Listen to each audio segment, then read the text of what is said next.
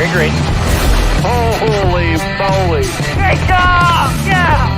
This guy. Thank you! Wow! Hell yeah. Woo-hoo! Great job, man! And we got a crash. Car spinning left and right. Buddy, let her rip. Rain like hell, baby! Come on! Oh my god, guys! Yes! Yes! Unbelievable! You guys are the best! Yes, yes, yes, yes! Oh, what a year! Hey guys, welcome to the NASCAR Weekly Podcast tonight. This is Danny B. I will be your host on this wonderful adventure of NASCAR discussion tonight. Talladega just wrapped up. We are here joined by our usual panel of myself, Eric, Darian, and the Iceberg. We will have David Land will actually be coming on with us a little bit later. You know, it is officially getting close to the month of May. It all starts next week, so that's when David Land gets to go full throttle on his IndyCar coverage. But we got to talk about Talladega. I was in Talladega. I was camping outside of turn number 1. And, man, what a race. I really was kind of looking forward to seeing the 43 car go back to victory lane. And, man, you know, maybe looking back on it, yeah, he thought he needed to block the car coming. But I just, obviously with Kurt Busch there, plus the momentum, I don't think that move was going to work. Because those kind of moves hadn't really been working so far that day. And, you know, I said this already. I think Eric Jones kind of just threw it all away for himself by even making a block. He should have just rode in the bottom lane looking back on it. But he didn't. Ross Chastain wins, gets his second win of his career. The watermelon was smashed there in the hot sun of Talladega. I'm sorry for whoever had to clean that mess up. But let's start off with getting your all's thoughts about this. Let's start with Jarrett. What'd you think, man? Well, overall with the race, the thing that I really liked was the fact that I felt like in just about every way, and we'll talk about the broadcast later, but just about every way with the racing too, it was an improvement over a lot of what Daytona had. Being in person, it just seemed like, you know, towards the end of that race, it was a complete and utter wreck fest. And it was getting to the point, I think we're like, Darian and I both were like, oh, okay, we get it. You're crashing. Like, let's get to the finish already. With this one, I believe it was Bob that put it out, but it might have been just someone else. But that it was like I think it was like the longest span of green flag laps at Talladega in 15 years or so. To finish a race, yeah. Yeah. Wow. And because the entire stage 3 was caution free, like the final stage of that race, no cautions. So I enjoyed the fact that they used their heads and that it felt like a much smarter race than the 500 did, where the 500 just felt like everyone was just like, you know, checkers or wreckers. It felt like there was actual strategic play at hand with this race. And so I enjoyed that. And the fact that, you know, they said it was hard to pass out there. And I get that like the green flag pass laps don't match up like statistically with other races we've seen, but it felt like they were able to make different lines a lot better. So overall, like I really enjoyed this race. I enjoyed it way more than Daytona personally. Yeah, I thought it was great. I mean, from the great weather to the great crowd, I wasn't there in person, but it looked good on TV at least, and good racing. Like the driver said, it was hard to get 3 lanes really working. It was difficult, honestly, to overcome the bottom lane at times. But we saw when 2 cars teamed up, they could leave the leader out to dry, hang them out to dry. We saw that a number of times. So, like you said, Jared, I thought there was a good amount of passing up front, decent racing up front, even though the runs are certainly less than they were with the final Gen 6 package we saw. But I think it's a healthy balance because you could block, like we saw Chastain put a few blocks on guys, some kind of late blocks that worked and didn't spark off big wrecks. Like, blocks that probably would have led to big wrecks a year and a half ago, 2 years ago. So you kind of got a happy medium there. I thought the racing was great. And coming down to the finish, yeah, I mean, Eric Jones, kind of controlled the final 20 or so laps of that race, just got a little too far out in front.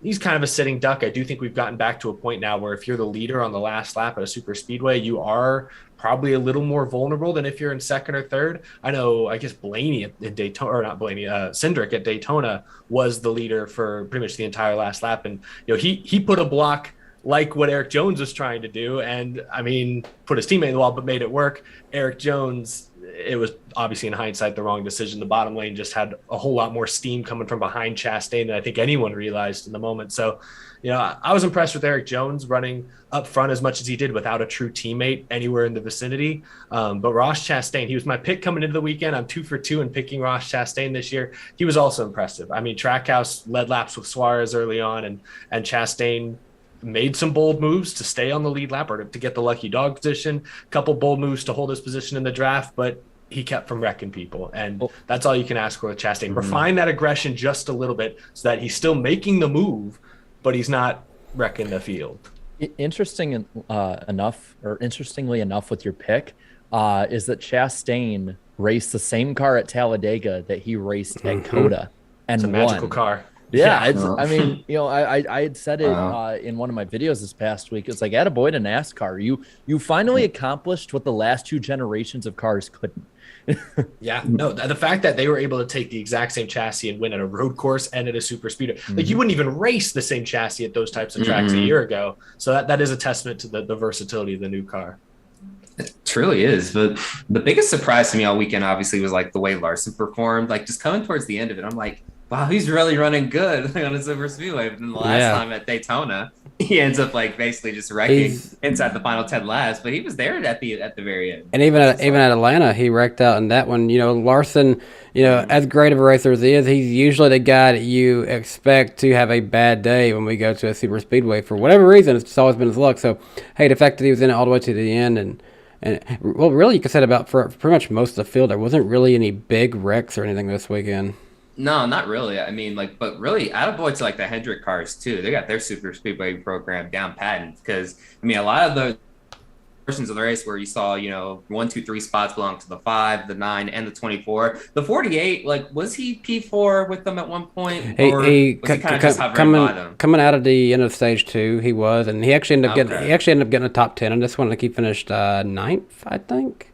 Yeah, so really, those Hendrick Chevys. Really, the Chevys as a whole in super speedways, they really have a pretty damn good program too. And Eric, just like you said, man, you've been on point with these picks this year, man. It's still kind of early. Yeah, you've been when he's gonna win or not. That's crazy. But Chastain 2 wins, the feel good story. Trackhouse is really just leaving their mark early on too. Only their 2nd year, and really to be championship contenders. Dare I say it? Hey, he has 2 wins, and the only other guy that has 2 wins is William Byron in a Hendrick Motorsports car. Right now it's Trackhouse Racing is looking like championship contenders right now. All they need is just Daniel Suarez to at least win a race. And Daniel Suarez did say something interesting over the weekend. He said, "I feel like I'm going to have to win a race." So I don't know. That doesn't really sound like somebody who's you can look at that both ways. That doesn't either. Number one, that sounds somebody that isn't too confident they'll make it in on points, or he's seeing Chastain, winning all these races, hey, I got to win one too, because he almost did win one. Because he believes he can, yeah. Yeah. And then another interesting thing, we'll talk about it more, but Tyler Reddick, for as many races as he's been in this year, he still has that bad luck, so much so that he's just -1 below the cut line right now. Yeah, blew a motor and finished, I think, last. Dead last, yeah. Yeah. Yeah, I didn't do too good with my pick last week. I immediately thought of Danny. I was like, oh yeah, he's done. I'm looking here at the finishing order, and there's a couple people that had better finishes than I think people thought, just because we're focused on the front. I didn't realize, Truex had still been up there in the top 5. Michael McDowell finished 8th. Justin Haley got a 12th place finish. I believe that might be his best finish of the season. Corey LaJoie, he finished 14th. Landon Castle got a top 20, and Noah Gregson finally went through a race without crashing out of it, finishing 20. Frosty power. That car looked really good in person, by the way. I liked seeing that. Yeah, the scheme looked really nice on TV too, and I like the little promos they did with them on the pre-race show. It was cool. Yeah, the Fox pre-race show was actually pretty good. It was really good. It was really good. So they had little goofy stuff with Bob, but it was that was normal amounts of goofy. The grid walk actually had a Talladega Nights cameo, so I'm not going to give that a total passing grade. But yes, aside from that, what I saw was certainly an improvement. Even that was fine. That's an improvement over some of the things we've seen this year. Yeah, and I actually want to talk about for a moment before we get too far away from the racing. Think about all the names we've been mentioning right now. Obviously, Chastain won. We've talked about Eric Jones, Kyle Larson. You mentioned a few names just a second ago, Jarrett, guys who finished inside the top 10, top 20. almost all of them, in fact, all but McDowell we've talked about so far, are Chevys or Toyotas. Mm-hmm. Ford, where were they? McDowell in 8th was the highest finishing Ford, and Fords were so fast at Daytona. They swept the duels. They won the Daytona 500.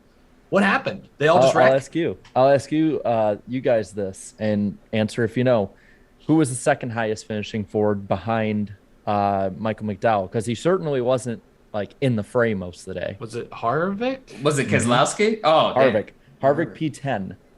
So I'm looking at the finishing order right here, and there's 1, 2, 3, 4 Fords in the top 20. Ooh. Wow. Compared to the Toyotas and Chevys, who, are the top 7. And Toyotas don't have much. Top 10. No, Bubba and Kurt would have had top 5s or top 10s until they wrecked at the very, very, very end. Yeah, so Toyota was there. I don't know what happened to Bubba there in the closing laps. Like he was pretty much in the lead front of 2 or 3 cars until right in the last few laps. He fell. I don't remember. He fell back or something. He got shuffled on the outside when they were kind of like two lanes wide, I think, and he couldn't get back in. That's what happened. He got hooked by Kurt, I think, when Kurt went. Yeah, he was involved in that, I know. But yeah, I know it felt like he just kind of disappeared, kind of like halfway through that thing. But And Keselowski too. I mean, really quick, Keselowski. I mean, he was up there at times too, but then he had 2 speeding penalties, and then Junior during the broadcast, like as they were coming back, he's like, "Oh, this looks just fast." I think some memes could be made out of that one. Oh yeah, definitely. Dude, for sure. I'll say the Dale Jr. effect was certainly in play, both in the pre-race show, even though they had done the same last weekend with the especially in the booth. Like I don't know about you guys, but it felt like Clint Boyer kind of like just sort of that's like they told him just take a step back this week and like don't do your Boyerisms. And actually analyzed and see he what did, and it was great. And Kurt Busch and Austin Dillon did the same thing. I would say the worst thing that the Fox booth did this weekend is Adam Alexander screwed up Xfinity qualifying, calling it at the end, and that's it's. And Mike Joy kept calling Christopher Bell Eric Jones. To be fair, I still do that. Like I got over that last year. But if the 20 would run up front more, I'd be able to. That's a good see. For obvious reasons, Eric is going to pay more attention to the 20 car. So I got wrecked. It's funny. It's funny though because I've easily shifted to Eric Jones being in the 43, but I still mess up with the 20. Like I don't know why. It hasn't really just. I mean, Bell still hasn't done anything like that much of note. I mean, like I guess pops up like once or twice a year. Yeah, basically the same thing that Eric Jones did too. So it wasn't like too much of an improvement. It's that car, man. I think it might be that team. Like I might need to have wholesale changes. It hasn't been the same since Kenseth left, basically. It just that is facts. They don't admit it. They get what you pay for. Well, perennial playoffs, winning in his second to last start. Yeah, he's expensive for a reason. Just saying, barely in the playoffs. No, I'm talking about Kenseth his last couple of years. Oh, well, he was barely in the playoffs too. Nah, he was cruising comparatively. On that note, we can move forward. I talked about this a little bit at the start of the podcast. Kyle Larson's careless block. Okay, it's a racing deal. Going for the win, I get it. Yeah. But, obviously. Is there a trend? I mentioned in a video earlier this week as well, but he's had 4 notable instances this year where you could at least argue that the spotter and him were not on the same page. Yeah. Larson, he's been on a little rampage this year, man. A little bitty one. I mean, dude, like look at the flash. He basically knocked Haley out of the way. It just sounds like a toddler knocking over like a Jenga tower. Like that little I'm sorry, but when they go to Bristol, and they have the intro songs, his needs to be Symphony of Destruction because he has crashed more cars than anyone, and that includes Brad Keselowski.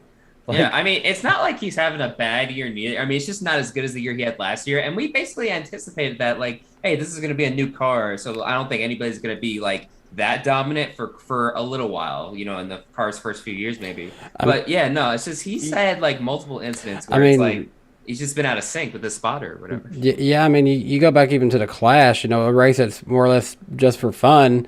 You had Justin Haley, who I think, honestly, I can't remember now, it's been a while, but I think he got like even just a push from Byron and got into Larson. Larson just took him out there because of that, you know. Yeah. In the middle of a Hendrick sandwich, and Larson paid him back or hit him with what.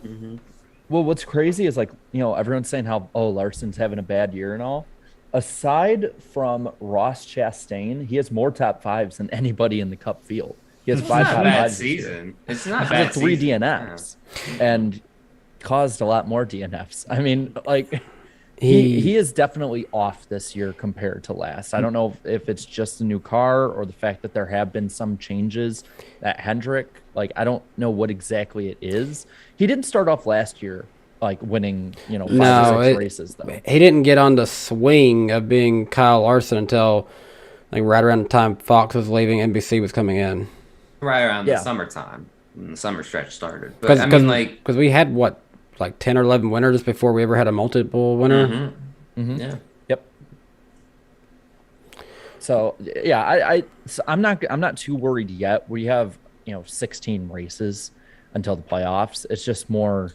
It is very uncharacteristic. I mean, it kind of reminds me of Chip Ganassi Racing Kyle Larson, where it's either he's going to finish in the middle of the pack or DNF, or be in the top 5 competing for a win, but like nothing in between.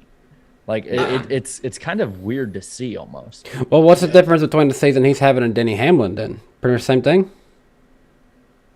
Well, I'm not like Denny Hamlin this year. Denny Hamlin has 1 top 5 and 1 top 10. Hamlin, he hasn't been good. Okay. Yeah, Hamlin showed up. He's having a bad season, man. Yeah, thank God for this playoff system. Like he's getting outrun by both of his cars. Yeah. It's really bad. Yeah, it's not the same. My thing with Larson is I'm not worried about his performance. Like you guys said, it took him until like week 10 or 11 last year to win a second race. He's got to win this year. He's got a bunch of top 5s. He's still right around where we expected him to be. My question is more just, you know, he's getting a reputation. Like Denny Hamlin was blasting him on Twitter in like a series of tweets, subtweeting him or directly calling him out. We'll talk about it later.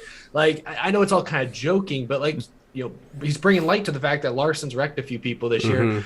And I mean, Larson said after the race, I thought this was super interesting. At first, I was like, what's he talking about? And then I thought about it for a second. I was like, oh, no, he's right.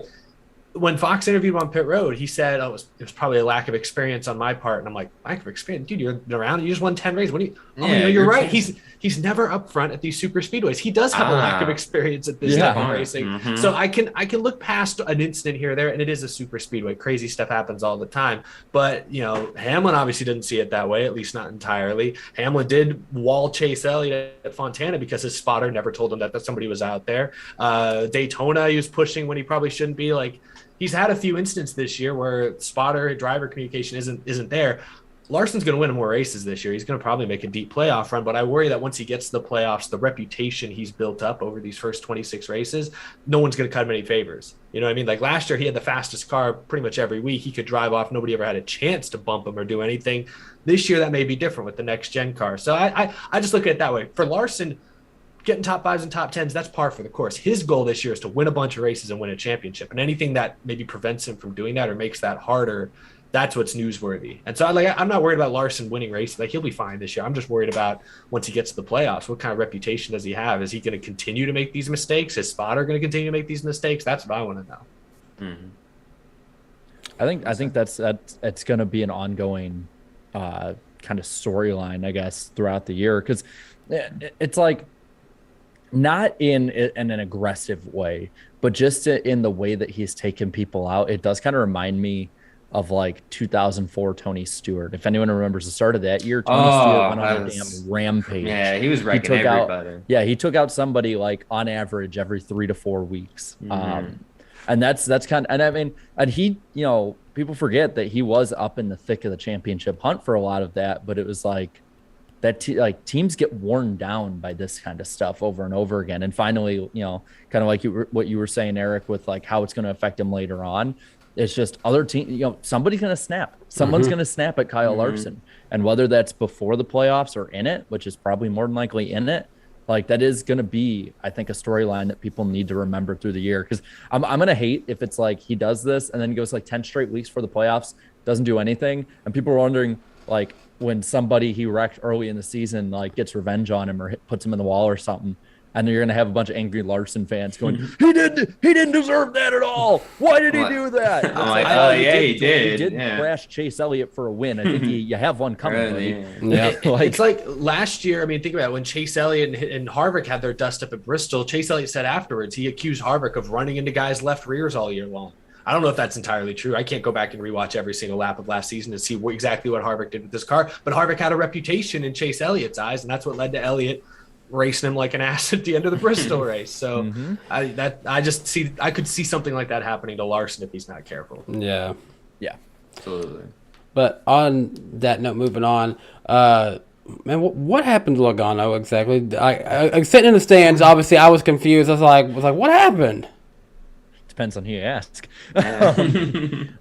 Based on what I saw, like it was like a mix of like stacking up on the restarts. Like they showed the telemetry on Truex's car at one point, and he had like gotten on the brakes, and I think it was Jones behind him had like then checked up, and it sort of was just like a you know, what do you call it? Like I don't know the word. I'm Stack brain up farting or right now. Stack up, kind of a something stack up yeah. like that, and then like when you listen to Bubba's radio and like his throttle, like he never let off.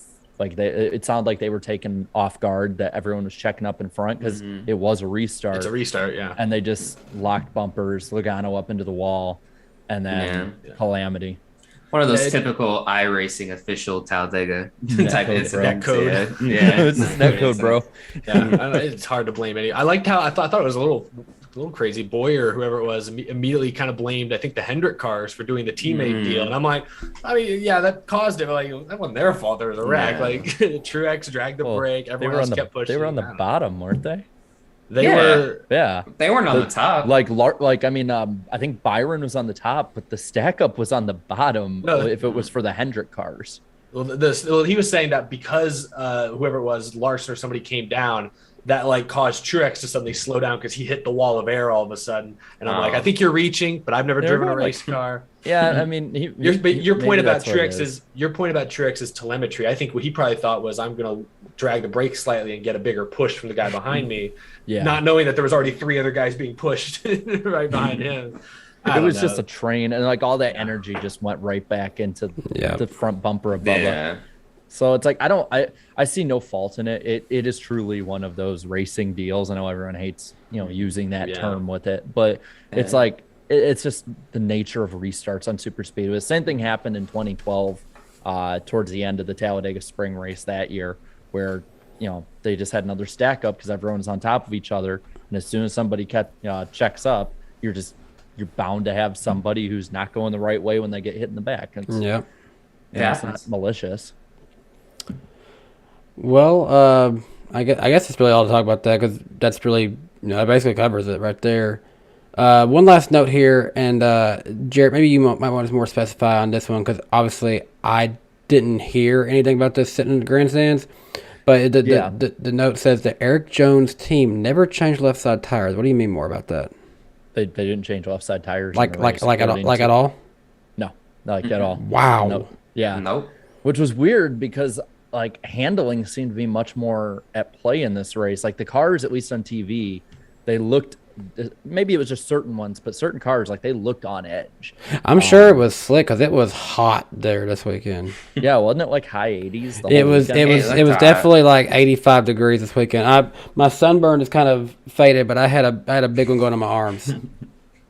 Yeah, but I just, that caught my eye when I saw it on Twitter. I forgot, it's like some like NASCAR statistics account or something had been like, and they were like, we had to double and triple check to make sure this was true, but it got retweeted by like, verified people and like different, I think Jeff Gluck might have retweeted it. Like either they mentioned something on the broadcast at one point. Well, also too, it was so hot the entire weekend that, when they were rolling the cars into inspection, they had to put like umbrellas over like the certain parts. Yeah, I guess metal from bending in the heat. Yeah, that's how hot it was. That's crazy that they had to do that.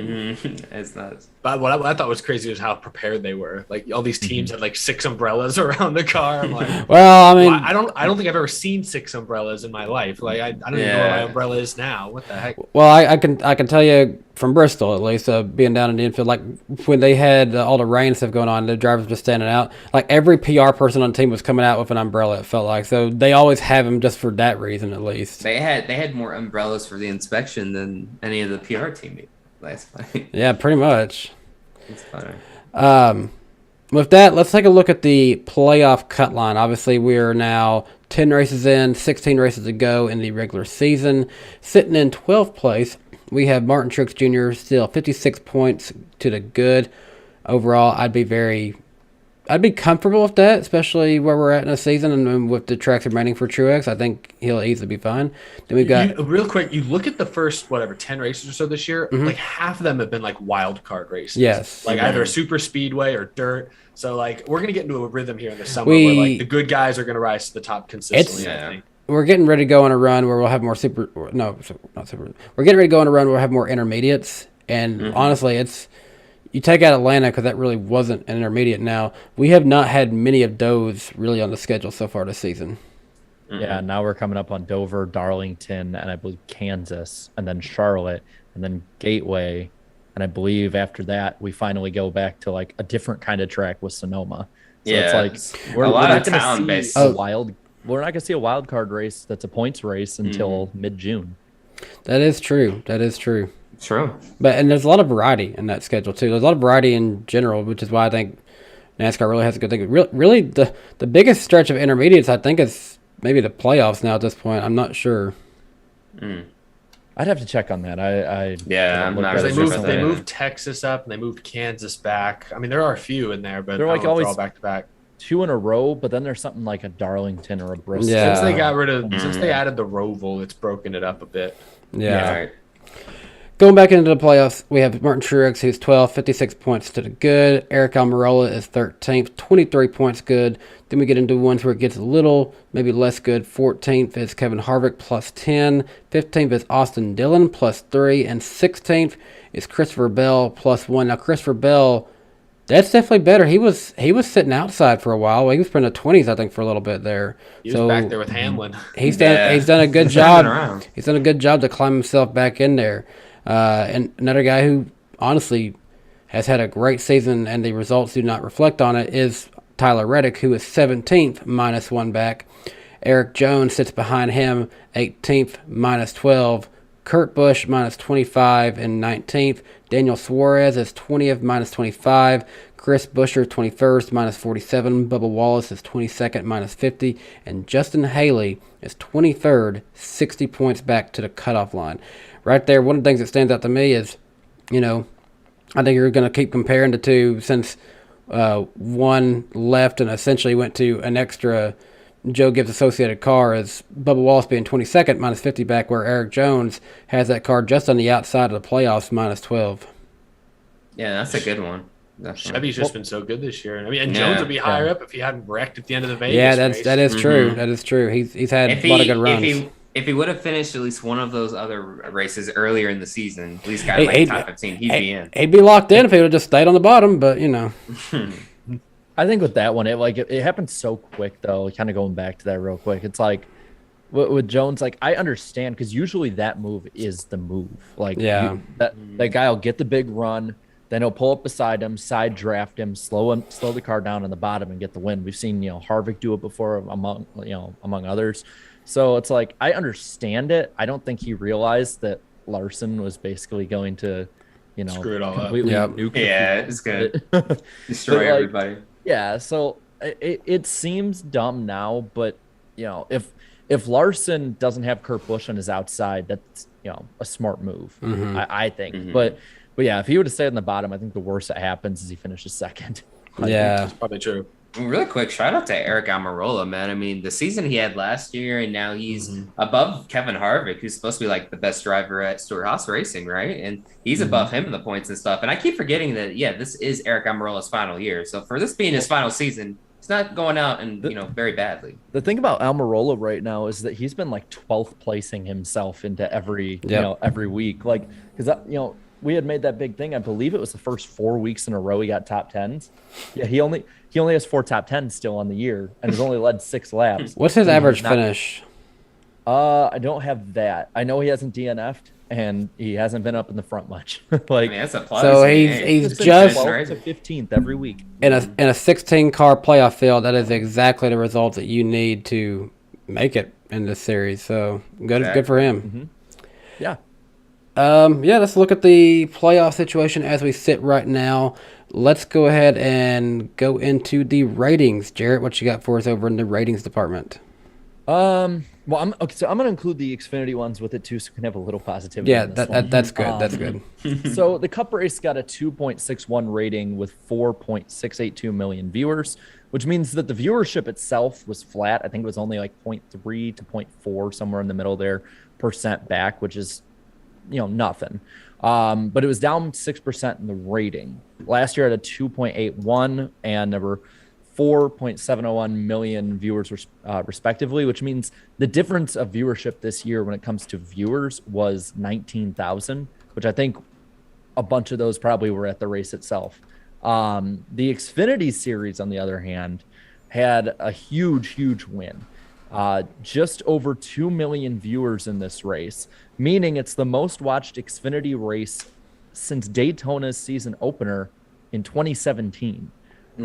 It's the most watched Xfinity race in over 5 years, up 30% from 2021's edition of the race, which I kind of figured they'd be up as long as it didn't rain like last year. But the fact that it was that far up is actually genuinely surprising. You could say maybe, I guess, that the Talladega race was against the NBA playoffs, but at the same time, it was, this is around the same time last year. It was against the same stuff last year. It's flat though. It's not a loss. It's not the end of the world. The Cup rating's fine. Yeah, I mean, typically this is when it starts to tick up. Like Daytona, Talladega.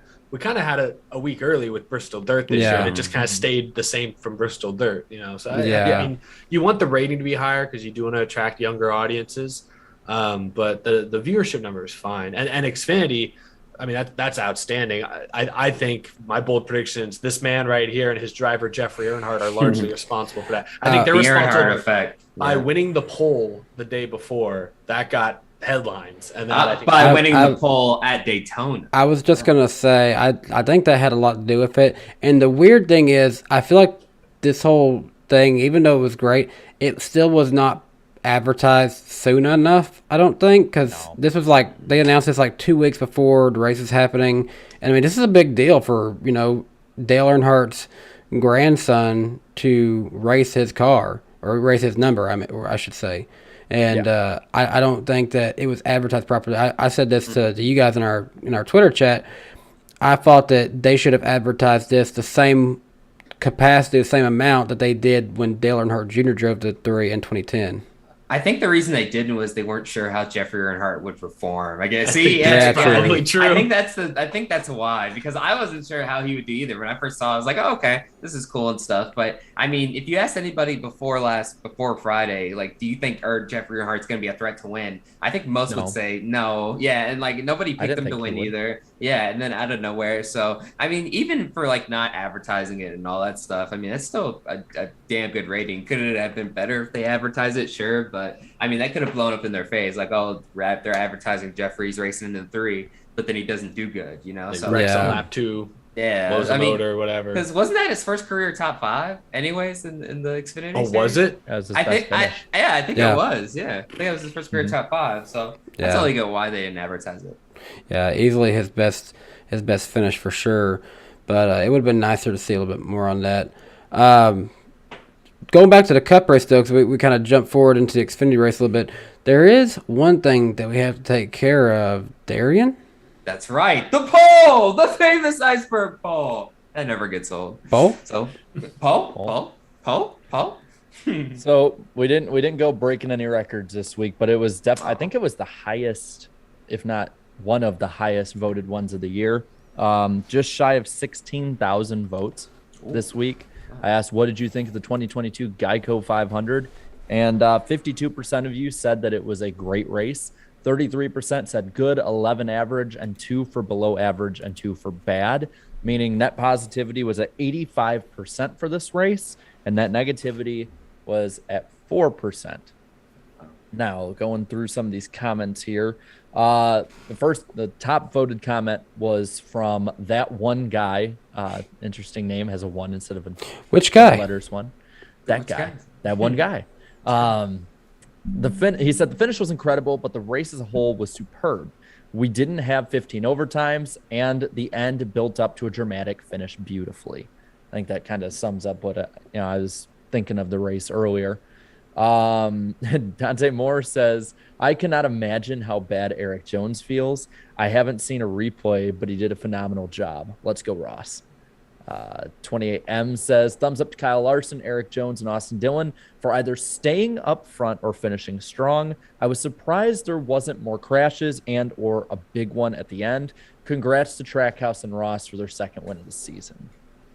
Spencer 5478 says, that was amazing. Amazing race, amazing finish, amazing.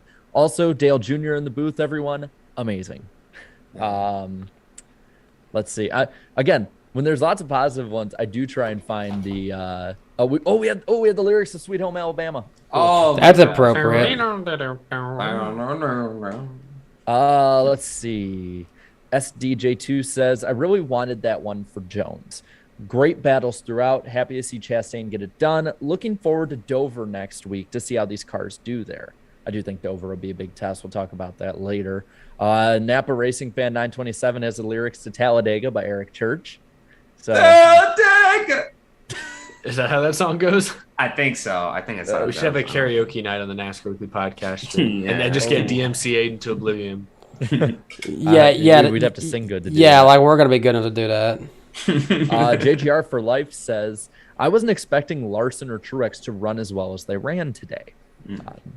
That comment being put right after the race. Yep. Yep. Tyler Terrio says, as a Larson fan, I'm happy he finished top 5. Happy to see new winners this season compared to last. Let's see. Yeah, it's a different pace for sure. Who would have thought that like 10, 11 weeks in, I don't even know how many races we've done now, that the two drivers leading the series in wins would be Ross Chastain and William Byron. Like, Nobody. you could have told me, like, oh, Byron might win a couple. Okay, but Chastain's? I don't even think everybody on this panel had Chastain to make the playoffs. I think only did. 2 of us, right? Did I? Record show. Did I have him? I don't know if I did. I think I might have had him in the last spot. I had a Trackhouse car. I can't remember if I had both. Yeah, we got to go back and check that. But Check the tape. This is cool. Jerry Hamilton says the number 1 car wins in both Formula 1 and NASCAR today. Max Verstappen in F1, Ross Chastain in NASCAR. That's right. I didn't think about that because Verstappen did change it to 1 because he's the defending champion. That's all right. Is that an F1 custom? Do they do that? What? Does the defending champion change their number every year? Oh, no. He just wanted to. Oh, okay, never mind. mind. He just wanted to. Oh, wow. number European 1. racing has some very different cultures. And Yeah. Here's another interesting bit that I'm surprised I didn't think of. Smith Hawkins says, random, but it's kind of nice to see DEI live on and win in a way at Talladega. Oh, that's right. Because if you know the whole backstory, because Ty Norris is involved in that whole operation, and that team basically used to be DEI like a long time ago. Yeah. That was the DEI 1 team. Yeah. So how about that? That's cool. There's a lot of people just with watermelons. Oh, I found the last comment. We already know it's negative. I'll ask you guys the first comment in a bit, but the last comment is from Adam RTR. Awful race. Badass Brad should have won, not crap stain. Hey, at least Brad Keselowski won on pit road. Yeah, I mean, you kind of have to not be speeding up pit road. He was there since the end. I mean, I picked him to win. I was like, okay, all right, he got out of that earlier speeding penalty. He's gonna come back, and then Junior comes back. He says, the 6th spin. I'm like, oh, he's fed, damn it. So, all right. So the first comment this week, and I'll say right now, it's actually a surprising one. It's not from Denny Delivers. Shocking. Is he okay? What happened to him? I see him in the chat, but could that be like his resurrected corpse? Like, I don't know. He's okay? All right. He's all right. He's over here saying ratio. He's ratioed us.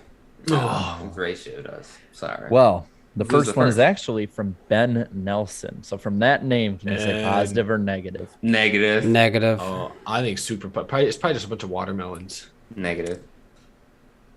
He had said Wow. Is that That's it? it. He just said wow.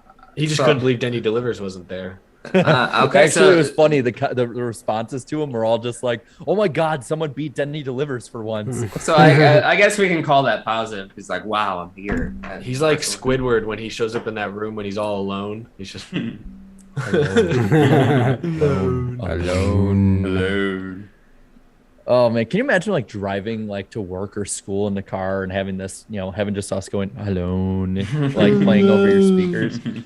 I hand it to everybody who watches us live and everybody who listens like on Spotify and Apple and everything. Like, yeah, like somewhere there is a why do you person. put up with us? Somewhere there's a person out there who we are assisting them in the traffic jam they are in right now.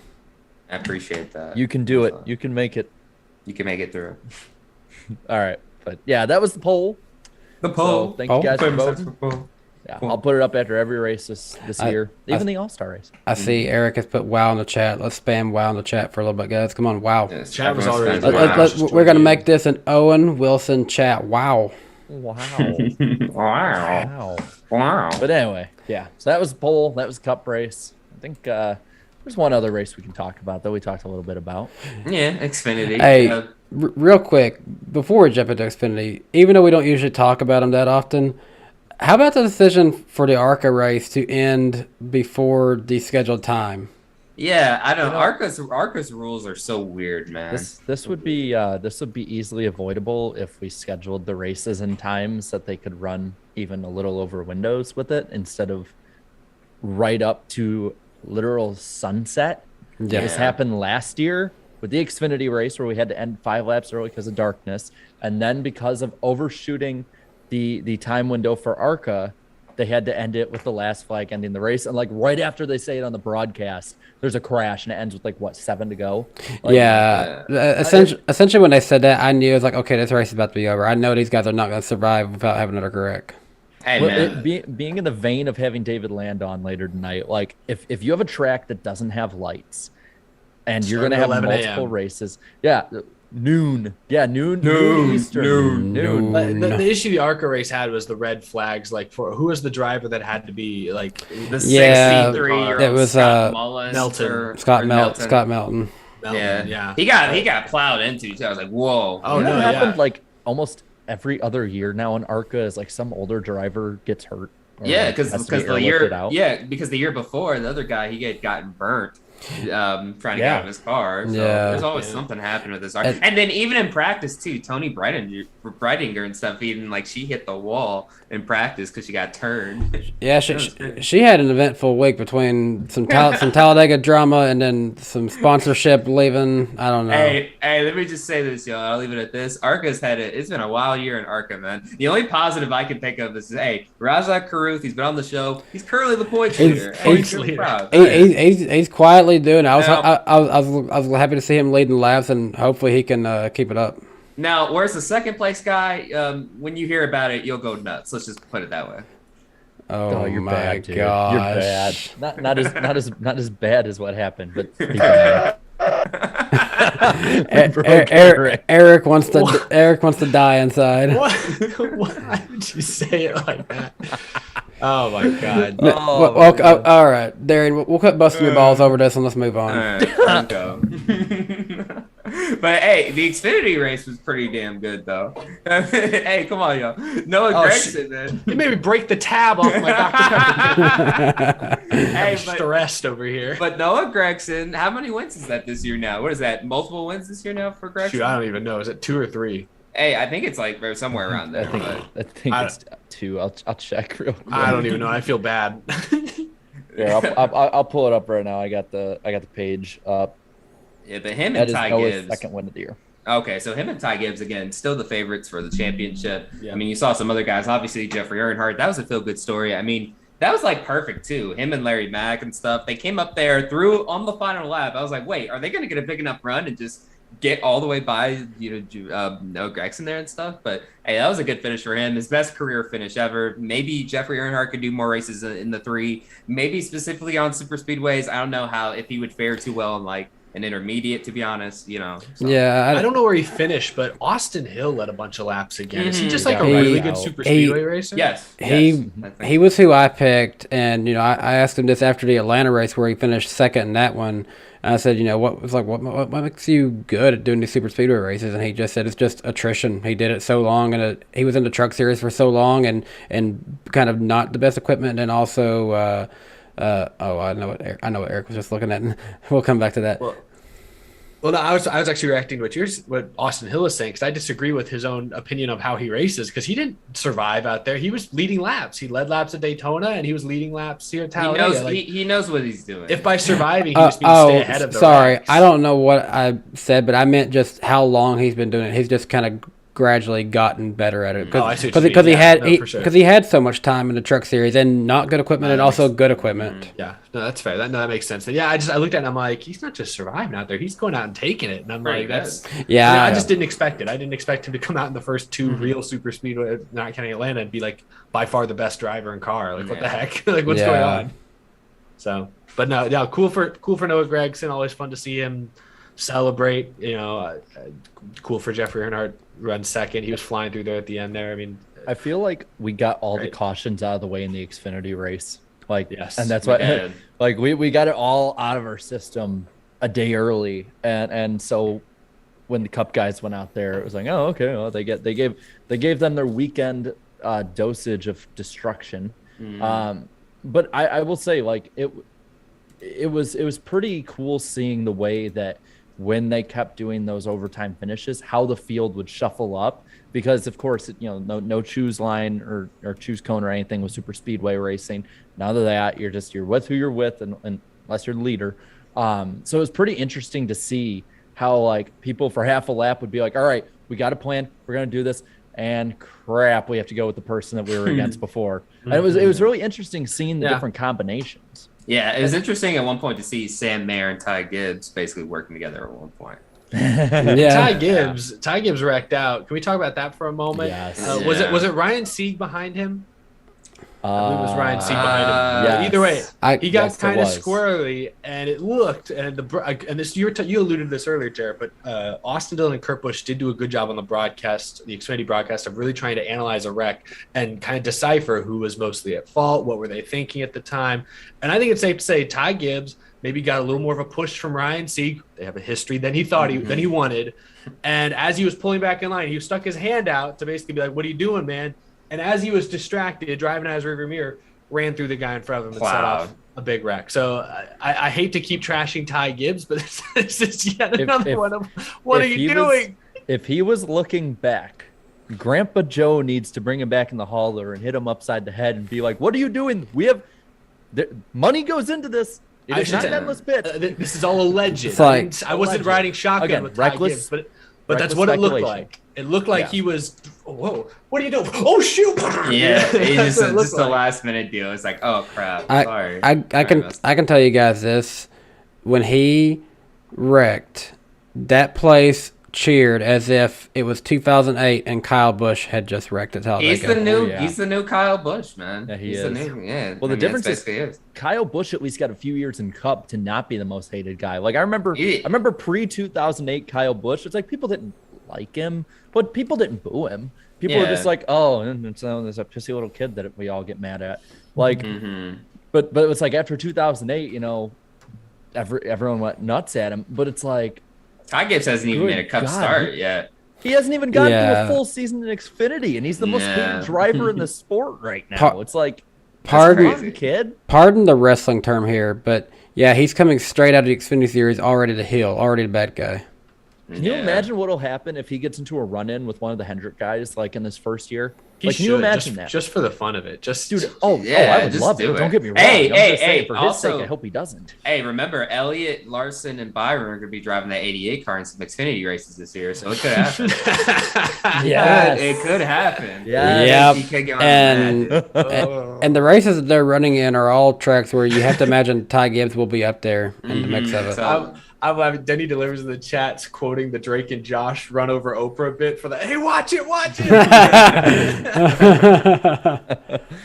No, but overall, man, he is I think he just needs a moment to just take a breath, calm down. Like, if he's making moves like that with, like, it wasn't, that close to the end of the race. There's still time between the end of the race, if I'm not mistaken. And again, I could be mistaken.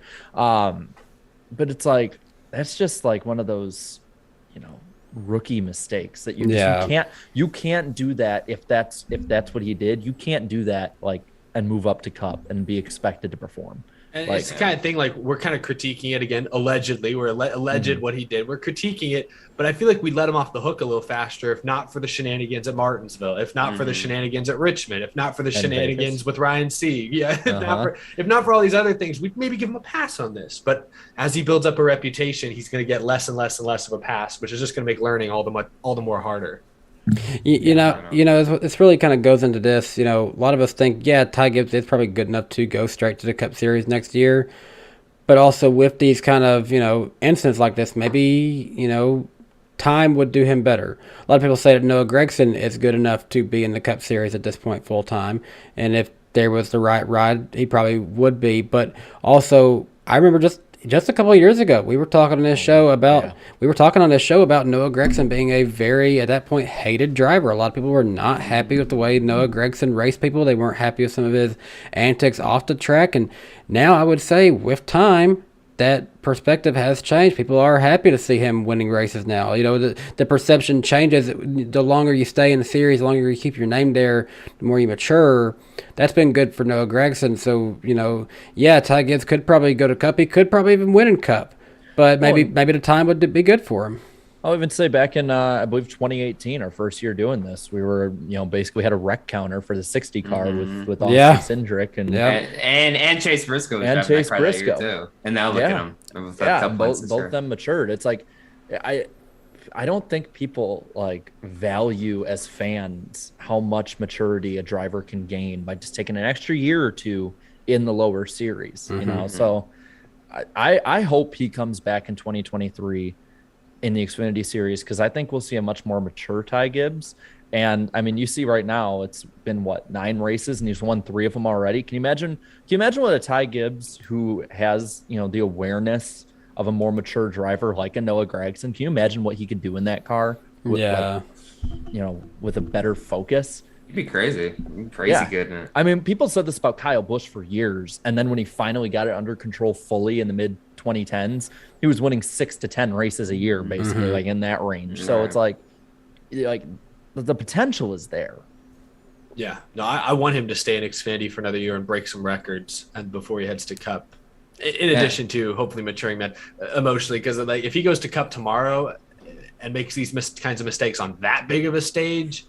Ooh, like you thought the boos Saturday were bad, Danny. Imagine a crowd 3 times that size. I know. A lot for a 20-year-old to handle. Hey, personally, I wouldn't mind seeing Ty Gibbs in Cup next year. I mean, obviously, it's more beneficial for him to go to Xfinity, but if he were to drive Cup next year, I think he'd really hold his own and stuff. Now, would he cause some havoc and stuff? I think so. Every now and then, there'd probably be somebody that would need to put him in his place a little bit. But yeah, overall, though, I think staying in Xfinity for 1 more year would definitely do him some good. Yeah. Well, I think that'll do it for the Xfinity race, in all honesty. I think we discussed a lot, and that's the weekend right there. We got done with this before the top of the hour, so even though it felt like this was a pretty big weekend, Talladega obviously won the biggest year. Hey, we're tracking good to get done ahead of the hour. So with that being said, I need someone to do a 3-minute timer. I've got some super chats to read. Who wants to do that? All right. Just tell me when you're ready in 3, 2. If you want me to count down. Let me get it refreshed on YouTube real quick. Trying to create my own UFO here. I was like, what are you doing? Look, it's like hovering, just like your UFO. All right. Fun of pop filters. All right, let's scroll down here to the first one. I'm ready. All right, I'm ready too. All right, in 3, 2, and 1. Lord Voldemort coming in with $1.99. Appreciate that. They say the Dark Lord welcomes my friend David to the show, and David should be coming on here actually kind of soon. He just told me he just got checked into his hotel, so he'll be on here before you know it. Jar Jar Binks coming in with $1.99 says Misa thinks Ratatouille is the best Pixar film. There you go, Eric. You got some support. No, it's not the best. Whoa, let's not get crazy. Santa Claus. Oh, love hearing from Santa Claus. $1.99 coming in. Naughty List drivers. Kevin Harvick, Martin Truex Jr., Kyle Busch, Ty Gibbs, Chase Elliott, Haley Deegan, Matt DiBenedetto, and Austin Dillon. Those are the drivers on Santa's Naughty List this year, guys. What Austin Dillon do? I don't know. Yeah, okay. Santa Claus with another $1.99. Hamlin on Naughty List. I don't know. There's a bunch of other names on here, so I can't. They're all initials, so I can't think of who they are. Kyle 3000 coming in with $9.99. Appreciate that. I would like to allot Dennis Hamlin one singular yike for using a Family Guy funny on the internet. Not even giving multiple likes, just one yike. I can't believe that. Cavante Caldwell coming in for $4.99. Appreciate that. Kyle Larson has had 3 top 5s in the last 4 races, but we can continue the narrative that he's struggling. But hey, whatever gets the clicks, I see. Yeah, a little harsh there, Cavante. Yeah. I mean, you don't exactly wreck the field and on a regular basis and be Yeah. good, but okay. It's Yeah. not based on. It's not based on the performance. It's the other stuff that people are talking about. Yeah, true. Uncharacteristic stuff. Speedway Anywhere coming in $5. Appreciate that. Everybody, shh. I haven't seen the races yet. Hee hee. Okay, well, if you're still listening, sorry, man. Yeah, you gotta go watch it, bro. Tyler Dotson coming in at $5. Appreciate that. Given the rapid growth of soccer and F1 in the States and those sports having no ads, do you think NASCAR is looking at a paid subscription with no ads? No. I think at least something with no ads, though. Not maybe paid subscription, but something. I'd be happy to pay $10 or $15 for commercial-free broadcast, or just bring me race view back. Yeah, I miss race view. You can Yeah, put that a is true. huge a giant Geico banner on top of it. I don't care. Just bring me race view back. GN coming in at $5. Appreciate that. You want to know why we have vanilla drivers? Well, getting punished for a Family Guy joke. A show that makes fun of everyone is the reason why. Dumb. GN is not a fan of the decision with Denny Hamlin, obviously. Gordon Big Engine coming in at $5. Appreciate that, Mr. Gordon, the Big Blue Engine. The Talladega pack was a faster train than me pulling the Express. That's pretty funny. The Cookie Monster coming in at $1.99. Me want more cookies. Went to Dark Side Master. What? 3 minutes. That's their minute. I think this. What a way to end it. I'm gonna read this last one just because it goes along with the Cookie Monster one. Okay. Darth Sidious comes in at $1.99. I'm sending more cookies, Lord Monster. You hate Kevin Harvick. Okay, that's where we're ending it. That's just crazy how these they'll connect with each other like that. They'll see one super chat. I want to get Kevin Harvick on the show. Yeah, seriously. Like, what's with the hate Kevin Harvick hate? I'm convinced that all those people are all like huddled in a room somewhere plotting these super chat. It reminds me of the time maybe it was this show or we're doing a live stream and somebody sent a super chat saying, I'm watching from my movie theater while the Batman or something is on. And the dude literally tweeted me a photo of him and his buddy with their phone with the live stream and Robert Pattinson's face. Old shovel face in the background. I was like, what are you doing? Watch the movie. That's crazy. Like, okay, you paid for a movie and then you're watching us for free. The acoustics were better maybe in the theater. I don't know. It's just like getting That's a better freaking podcast cool, experience. That's cool. Yeah.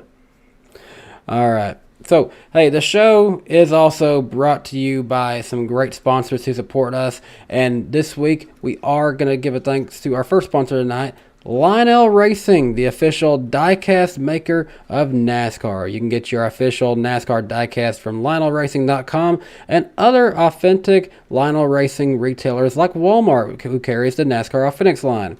Guys, I have got a new Alex Bowman shirt, picked it up at Talladega, so I thought it was appropriate to get the Alex Bowman 2021 number 48 Camaro from last season. What do you guys got? Eric, let's start with that. That is very appropriate. I've got one of those, and I almost brought that, but decided to bring this car instead.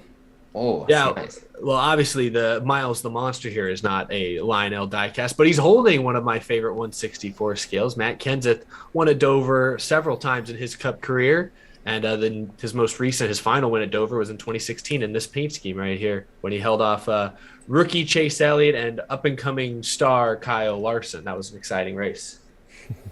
Darian, you are giving us the full tour, that number 81. Tell us about that one. Yes, Dale Jr.'s 2004 Bristol Sweep car, or one of his two cars he swept with in the Bristol night weekend of 2004, the Busch and Cup Series race. He actually had to beat Matt Kenseth, Eric, believe it or not, to win that first race there, to sweep the weekend. But yeah, no, I found this at the one of the tent vendors at Bristol. It was only $10, so got a good deal on it. It's nice. And then, Jarrett, you've got something that's very unique to find as well. Yeah, I don't have like a race-winning diecast, but I have a diecast from a driver who's won more races than all these drivers in the other diecast. And Kyle Busch, his first Cup start diecast. Oh yeah. What are you doing, Eric? That's pretty cool. I'm sorry. Eric, what are you doing, bro? He don't skip leg day, you can tell. They really don't. He's flexible. Well, yeah, so I got the Kyle Busch one too, but Eric has Miles the Monster doing Pilates. Yeah, yeah, that's a cool diecast, though. I didn't mean to distract him. No, don't worry about it. It's worth it. Eric, I got to ask, because I've got one of those too. Is yours, does like the feet and stuff, does it feel really weird too? Or what do you mean? I don't know. The material of mine was like almost like a softer plastic material for some reason. I mean, parts of it are a different material, yeah, but the feet are like a normal plastic, I think. Other parts are different. It varies. Yeah. I don't know. I thought that was Got a gorilla grip. Oh, jeez. Well, I'm glad yours does, because mine falls out every few weeks. He is stuck in there. Oh yeah, But yeah, that'll do it for this week's Diecast edition of NASCAR Weekly Podcast. Thank you to our friends at Lionel Racing for sponsoring NASCAR Weekly Podcast each week. Go online and pre-order some of your favorite drivers' diecast for the 2022 season. I've got a couple pre-ordered myself. Now, moving on. Guys, there's a rumble. Can you feel it? I hear something. I hear it. Y'all hear that? Can you feel the rumble? Spell lightning round on the NASCAR Weekly Podcast. Jarrett, what do we have on tap for tonight? Well, starting off, shout out to Moonhead. I know he watches every now and then on here, but shout out to Moonhead. He got Dale Jr. on, and not only did he get Dale Jr. on to Moon Car, Dale Jr. has become a Moon Car winner. So spectacular fashion. Yes, flipping in the air, going backwards across the line. That's pretty cool. Look out for the Charlotte Motor Speedway. They've been teasing some big news for the Coke 600, so that's pretty interesting. We alluded to this earlier. JR Motorsports is going to be running the number 88 HendrickCars.com car as a fifth ride for 5 races this year. Chase Elliott, William Byron, and Kyle Larson will be driving. Elliott will be at the first Darlington race for Xfinity. Byron will be at Texas the weekend of the All-Star race, as well as New Hampshire, and Larson will be at Watkins Glen and the second Darlington date. So interesting the way that lines up there. Talked about this one earlier too. ARCA driver Daniel Dye has been arrested for felony battery in Florida. His victim allegedly has a ruptured testicle. God be with him. And Dye has been suspended indefinitely from ARCA, according to Bob Pockrass. And the story behind that, what it sounds like, is that basically Daniel Dye was teabagging someone else intervened, and he hit him in the jewels. Yeah, man, pretty nuts. God, I feel bad for that kid. Yeah. But yeah, they're pressing charges. And to be completely honest, I don't blame them. No. But on a better note, the Nashville Super Speedway seems to be building out. It looked like they had published something with different construction they were doing. I can only hope that it's to increase the ability to park and get traffic in and out of there quicker compared to last year. I would think that's probably what they would be doing. So hopefully. But yeah, no, Blue Jimmy, it's both. It's both. I just went with the worst of the two injuries. For effect. But yeah, that's yeah. This week's been God. This week's been weird for news. I was thinking about it.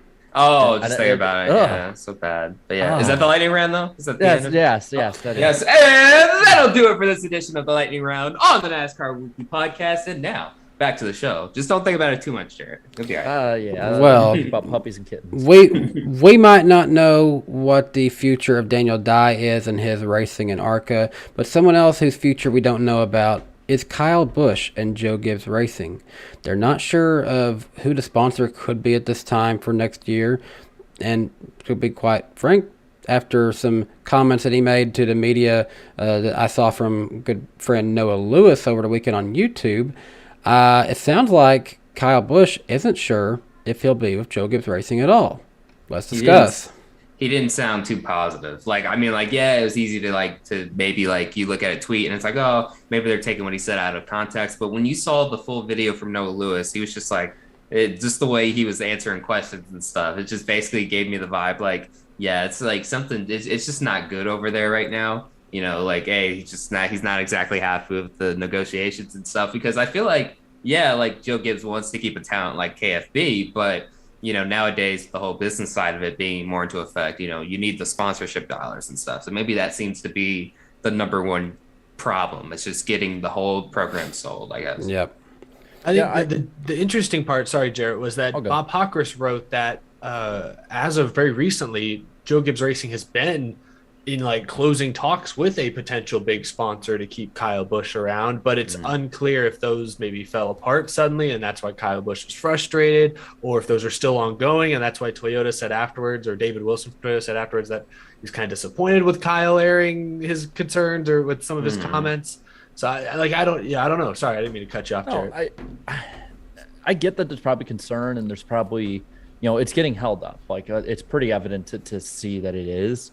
I just, you know, Kyle Busch is like this, where he's very melodramatic about different stuff, and you know, like we make fun of him because he says the car is killed, and then he drives it up to second, and he's mad about it. Yeah. You know, like It's killed. If I had to be a betting man, I would say that unless we start like hearing legit rumors, like I don't think he's leaving JGR anytime soon, especially with the fact that like you have two drivers in Denny Hamlin and Martin Truex Jr. who are definitely in the latter part of their careers. I don't see Joe Gibbs, you know, feeling comfortable losing three high-profile drivers in a short amount of time. So I think what might happen is it might just be a plug-and-play deal. You know, it might be like Interstate Batteries, you know, is going to be coming back, but you might have like Stanley for a few, and then maybe he uses Rowdy Energy. Like I can't think that he's going to be leaving, even if he's unsure at the moment. My reckless speculation is I think Menards might jump on because they have no problem sponsoring everybody. And they sponsor, and I know Brandon Jones's dad has a little connection with this, but they sponsor him full-time in Xfinity. Kyle Busch has been in a lot of Menards commercials. I have to think that there's probably something there. I don't know if it'll happen. It could be. It could be an associate deal. I do know speculation. a couple of years ago, didn't they announce after Paul Menard retired that they were maybe going to scale back a little? But they said that, and then I've seen them on Blaney and Cindric's car this year for like Cindric's been added into the fold. So I think that's not bad. I'm with you though. Obviously, we don't know until something's actually signed. We don't know where Kyle Busch will end up for sure, but I think he'll likely stay with Joe Gibbs Racing. I think they're going to get a deal done because ultimately I think both sides want the same thing. Kyle Busch wants to race for Joe Gibbs Racing. I don't think he's thinking about retiring after this year, or I don't think he wants to go drive for somebody else. I mean, he's got a whole truck team teamed up with Toyota. He wants to stay with JGR and Toyota, but obviously he also doesn't want to take a severe pay cut. And I think Joe Gibbs Racing wants to keep him around as well. Kind of like you just said, Jarrett, you know, they have three veteran drivers that all could be on the move in the next few years. And of them, Kyle Busch is the youngest. Like, he's the one you'd expect to keep racing for the longest. So you don't want to lose him first of all of them. If you had to lose one now, Kyle Busch is the last one you'd probably choose. So I think a deal will get done, but it does ultimately come down to sponsorship dollars. And Kyle Busch, because he's one of the most expensive drivers in the Cup Series, they got to sell a pretty huge package. And that's easier said than done, especially when you consider we don't know if they ever got a deal for Ty Gibbs done in Xfinity. Remember, all offseason we were waiting for like the announcement. Oh yeah, Gibbs is going to run full time this year, and we never really got it the week of. Yeah, we only got the week of. And I think it's because they were waiting to announce a big sponsor. And I don't know, maybe Interstate Battery stepped up a little, maybe Sport Clips stepped up a little, maybe Monster. Who knows? But they never announced a new big sponsor, which I think we knew they were looking for. So it's hard to find big sponsorship, even for the best drivers in their respective series. And I say Kyle Busch is one of the best drivers. If he was coming off a championship like 2019, I think it'd be a little easier to sell than the fact that he's only won 4 races now in over 2 years. Like that's not very Kyle Busch like. And if you're going to command the heftiest salary and you're going to demand sponsors pay the most, you got to win more than he's been winning, quite honestly. So Kyle Busch may be faced with the tough realization that if he wants another like 3-year deal from Gibbs, he's going to have to take a pay cut. Maybe not a huge one, but he might have to take a noticeable pay cut, and he's going to have to decide if he's okay with that. That is true. With Kyle Busch, I have to think, though, that knowing how he is and how much he just loves to race, loves to win. Yeah, exactly. I would have to think like there's going to be a middle ground. I think he'd be willing to give up a little more than we would probably assume, just because I feel like if he could, Kyle Busch would go out there, for 10 cents and a bottle of water. How about that? If it meant that he could go out there and kick everyone's butt, I guarantee like he'd race for as little as possible. Like I don't really think he made that much money in the Trucks and Xfinity series compared to the Cup Series when he was racing every week. Like, yeah, that's nice and all, but like he went out there because he knew he could win and kick a bunch of teenagers' asses every week. Like, I'm being a little overboard, but you know what I mean. And really quick, speaking of teenagers too, like the one comment that got kind of lost in that whole contract fiasco talk was the Truck Series is 95% kids' money. That was like the one I was like, oh damn, like that was a shot. I'm like, hey, he's not wrong. He's not wrong. Either. Yeah, he's not wrong at all. Yeah, most expensive day of the year. Remember Daytona? Yeah, dude's cynical as heck about the Truck Series. It's just funny. I don't know. Well, I mean, when you have a big invested effort into it, I think you kind of have the right to be. I think that's fair.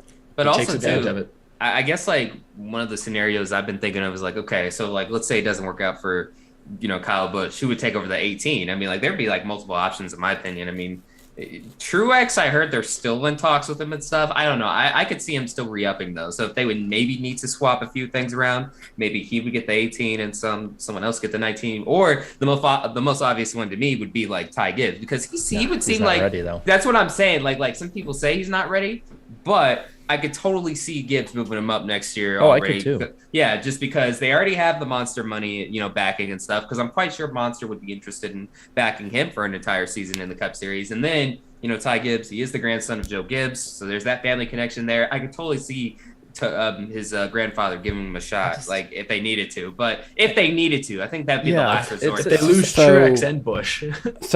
Then I'd for sure think you would. Yeah. So I was hanging out the tweet up last week, and actually I it's like me, Jeff Gluck, and I think Kelly Crandall was there, and I actually kind of brought up, was like, well, what's the possibility if Ty Gibbs would be to go in if Kurt Busch retired? But Kelly Crandall, I didn't know the status of Kurt Busch's deal, but she said that it was about like at least a 2 or 3 year contract, so that doesn't appear to be opening up anytime soon. 45. Yeah. I would think with Ty Gibbs, going back to him really quick, like after Joe Gibbs firsthand saw how, Joey Logano, like people forget, that haven't been watching for that long, like Joey Logano at Gibbs was not inspiring at all. Like he was at best like a 14th place driver when he raced that 20 car. He had like a flare up in 2010 where he had like a lot of top 10s that year. But other than that, he'd get like a fluke win at Loudon and then come out of nowhere and win at Pocono. But that was it. Like he was only winning in the Nationwide Series at the time. It's like that's about it. And you have to think, like after him doing that for 4 years, how much that probably shot his confidence down. I don't see Joe Gibbs putting his grandson in pretty much the same position, if not a worse one, if multiple rides were to open up for retirements or something. Yeah. Like I personally, for Ty Gibbs, would not want that because I want to see him succeed. Well, speaking of things opening up, we're going to open up a little bit. We're going to let Mr. David Land join us right now. So, David, come on in here. Get on in here and talk with us, David. It's about time. He said he was at a hotel. Oh, gosh. There's other people, too. Yeah. Hello. What's up? Coming to you live from Moody, Alabama. How are we doing? That's Wow, right. good. Wow, a whole town named after Dave Moody. I can't believe it. Is that who was behind you there? No, that's Joe. That's my cameraman for this week. Come on, Joe. Joe, Oh. Joe Hi, will Joe. be Yeah. helping. What's up? Joe will be helping us out this weekend and during the month of May. He's going to use his vlogging skills, and we're going to vlog the month of May. So that's there's a little bit of a teaser nice. for the That's month big. of May content. So, All right. oh, and he makes stop motions. I used to make stop motions, just like like Eric. He likes. Okay. He Nice. Beautiful. He makes Humble it- beginnings. I love I it. didn't make any car ones. I know all about that. I love it in the chat. The one that popped out to me, Purple King. Yeah, get the mic. Get the mic. Grab that. Oh yeah, you have to see this mic in person. It's so cool, so purple. Yeah, actually, I just changed the topper of it because Yeah, the other ones I showed Darian it. Well, yeah, we got The faded one. The faded one. yeah, That the thing, faded one. that thing was so sun faded. Okay. Too close. Well, I'm gonna have that stuck in my face a lot this weekend, Yeah. so I don't need to. And you're also going to be shoving it in a lot of people's faces too. So. It sounded so wrong. This there's a clip for out of context NWP. yeah, So, please use that. Please use that. For sure. but David, you obviously you've been busy traveling. You're kind of coming in here right towards the tail end of things. I know. we were kind of discussing the future of Kyle Busch after the comments he made at Talladega. So maybe that's a good. Before we move on to the next subject, David, what are your thoughts on the whole Kyle Busch situation? It's very interesting, isn't it? Because I think everybody knows that Joe Gibbs Racing always has such a strong ladder system. And obviously, I think we all are kind of looking at Ty Gibbs and saying, okay, when is Pop going to move him up? And so I think a lot of us kind of looked at Truex as kind of being the guy that would go first. I'm a little bit worried for Kyle Busch, I'll be honest, because, I mean, racing is so dependent now on sponsorship dollars. And if you don't have the sponsorship dollars, you almost have to move on to a driver who does have it. And I don't know. It's going to be interesting. And certainly the unhappiness in Kyle Busch's comments make me lean towards, maybe a deal isn't going to get done, which almost seems unthinkable.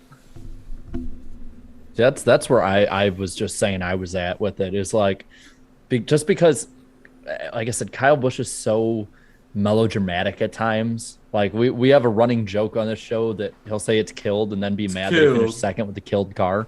It's like I until there is a verifiable report or that he just flat out says I'm not coming back, like I am still leaning that he will be, just because I don't think Joe Gibbs can really at the moment handle, I guess not handle, but more, he can't afford having the fact that maybe Truex and Hamlin might retire. Those rumors are going around. They're both 42 years old, and then also lose Kyle Busch and only have really two drivers ready to jump in there, especially since pretty much everybody else that's at a high level right now is already locked into longer term contracts overall. Yeah.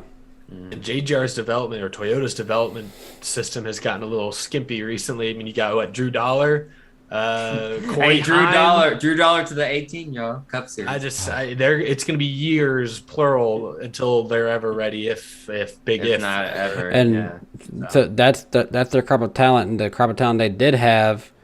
You had Gregson, you had some of their old talent, like William Byron's, like leading the points almost. yeah. In a different car. Here's the question that I would have is, I think we could figure out real easily whether or not Kyle Busch is going to go back to Gibbs by saying, what are his other options? Where could he go if not Gibbs? Yeah, and it's SHR, but even he said, talking to media this week, he said that he didn't think another team would be open for him if Gibbs doesn't work out, which I thought was really weird. Like Bob asked him like, hey, like if not Gibbs, is there anybody else? And he said, oh no, probably not. And then someone asked about retirement, and he like, oh, that's a stupid question. It's like, look, they just said if not Gibbs, nobody else. So who's going to be available? I think Kyle's just venting because a deal has not gotten done as quickly as he wants, and I think he's a little embarrassed because he's Kyle effing Busch, right? Like he's the bad boy who strikes fear into the hearts of whatever rear view camera he comes in behind. You know, he's used to winning multiple races a year, contending for championships. And I think he feels awkward that he's kind of in such a vulnerable spot where he's got to wait for other people to sell him. He's like, what's not to sell? I'm Kyle freaking Busch. Like he's not been in this position. Even when he left Hendrick to Gibbs, like that was a pretty fluid, there was some tumultuous stuff a little bit, but like it was a pretty fluid transition from one to the other. And that was years ago before he'd ever won a championship. Now he's a champion. Well, honestly, like I think he's just naturally skeptical when it comes to signing with the new team because he, like in an interview with Grant Bensinger a while back, he even said like, oh, when I thought I was leaving Hendrick, I thought my whole career was over. And that was just like after like 3 years of being in the Cup Series. So like I feel like he hasn't been in this like type of position before because he's, I mean, you know, a few years with Hendrick and then most of his Cup Series career with Joe Gibbs Racing. So, I mean, I think there are options and stuff. I mean, like, you know, but like in his mind, it's like, like I'm, you know, about to go in this uncomfortable situation again. But yeah, I mean, like one outside of the box thing I heard was, but like a lot would have to happen if this were to, you know, if this were to become an actual thing. You know, Kyle Busch maybe moving his team up to Cup. That would know. Like, you need to pay for a charter. That pops up for every that's like, I felt like I've heard that rumor for like 4 years after how bad that the Xfinity program went. No, he is not going to try Cup. It's like this stuff comes up every time a Cup driver has, you know, problems. Like I remember at one point they're like, maybe Kevin Harvick will move his team to Cup back in like 2010, and it's like. And then he shuts it down. It's just if Dale Jr. won't even move up, you know. And these charters too. What are they selling for? What, like 15 million now, something like 15 mil minimum. Again, somewhere Rick Ware is just like, well, if you want one. Somewhere Derek Cope's sipping a pina colada on a beach somewhere. Like, hey, that's StarCom Racing was awesome. It really is. Like I said, I've seen stuff on social media. Derek Cope is living his best life right now. They're like, oh, I miss StarCom Racing. I'm like, well, he doesn't, so why should you? Like, dude, he's enjoying himself. So. Well, you're not even just starting without a charter. I mean, if you're Kyle Busch, you're starting with no equipment, none. I mean, you're not just buying a charter. You have to buy cars, pit equipment. You have to pay crew. You have to pay the shop people. I mean, where are they all going to come from? So, I mean, you're looking at hundreds of millions of dollars potentially to start a Cup team that would compete at the level that Kyle Busch wants it to. So that's almost unrealistic. It is unrealistic. Well, yeah, you look at the last 3 teams that are like major teams to move to Cup. Only one of them is a traditionally Xfinity team with Colleague. The other 2 are partially funded by Michael Jordan and Pitbull. Which are like 2 of the richest people on earth. And also right now, damn, I just realized this Pitbull does have more wins than Michael Jordan in NASCAR. He does, right? Well, I mean, again, you see Michael Jordan's history of ownership. Wasn't that great with the Bobcats? The Charlotte Hornets. Yeah, well, they're the Hornets now, so they're still not too great. See, I haven't heard of them because they probably haven't been that good ever. Well, hey. I was just going to say, I think that's a good place to end off right there. We're not sure what the future holds for Kyle Busch. We're not sure who his next sponsor is, but we do know who our next sponsor is. Eric? That's right. As always, we're sponsored by Forney Industries. Get it done with green. Forney offers a full line of welding and plasma cutting machines. They also offer metalworking accessories and much, much more. It's great for do-it-yourselfers, or if you're a professional metal worker, which I am not, Forney has everything you need for your next project. So if I can get something out of them, I'm sure you can as well. I know they've also supported teams like Jordan Anderson Racing. They've helped support them and help them put their cars together at the shop. So great brand, great company to be a part of. And you can check them out at forneyind.com. That's forneyind.com. Their link is down in the description, or you can find them at an authorized Forney dealer near you. So be sure to check them out. Thank you again to our friends over at Forney Industries for supporting the NASCAR Weekly Podcast each week. Now, I think it's time, guys, to preview the Monster Mile, Dover Motor Speedway. Got to remember, Dover Motor Speedway.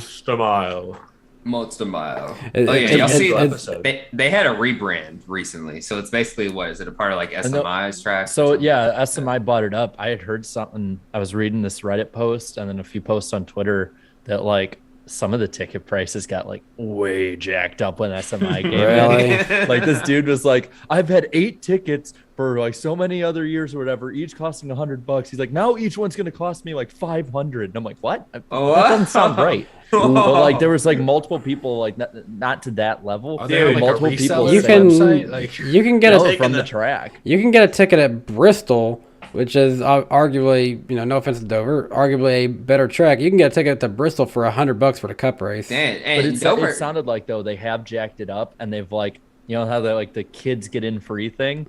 It's like one section now instead of the entire place. Dover already has like attendance problems already as is. So if they're doing that, I don't know if that's good.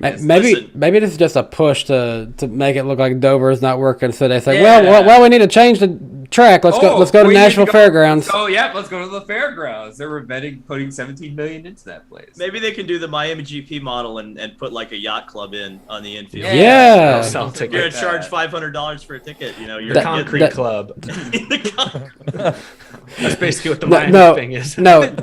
They build a watch platform from a bigger version of Miles the Monster that overlooks the speedway. They got the bridge. It just towers over Dover, Or no. and you can watch from the top of Miles. They got the bridge. I believe it's over turn 2. Like that for me is actually a bucket list place to sit. In all seriousness, like I can't imagine how cool it would be to just look down and just see cars coming underneath you.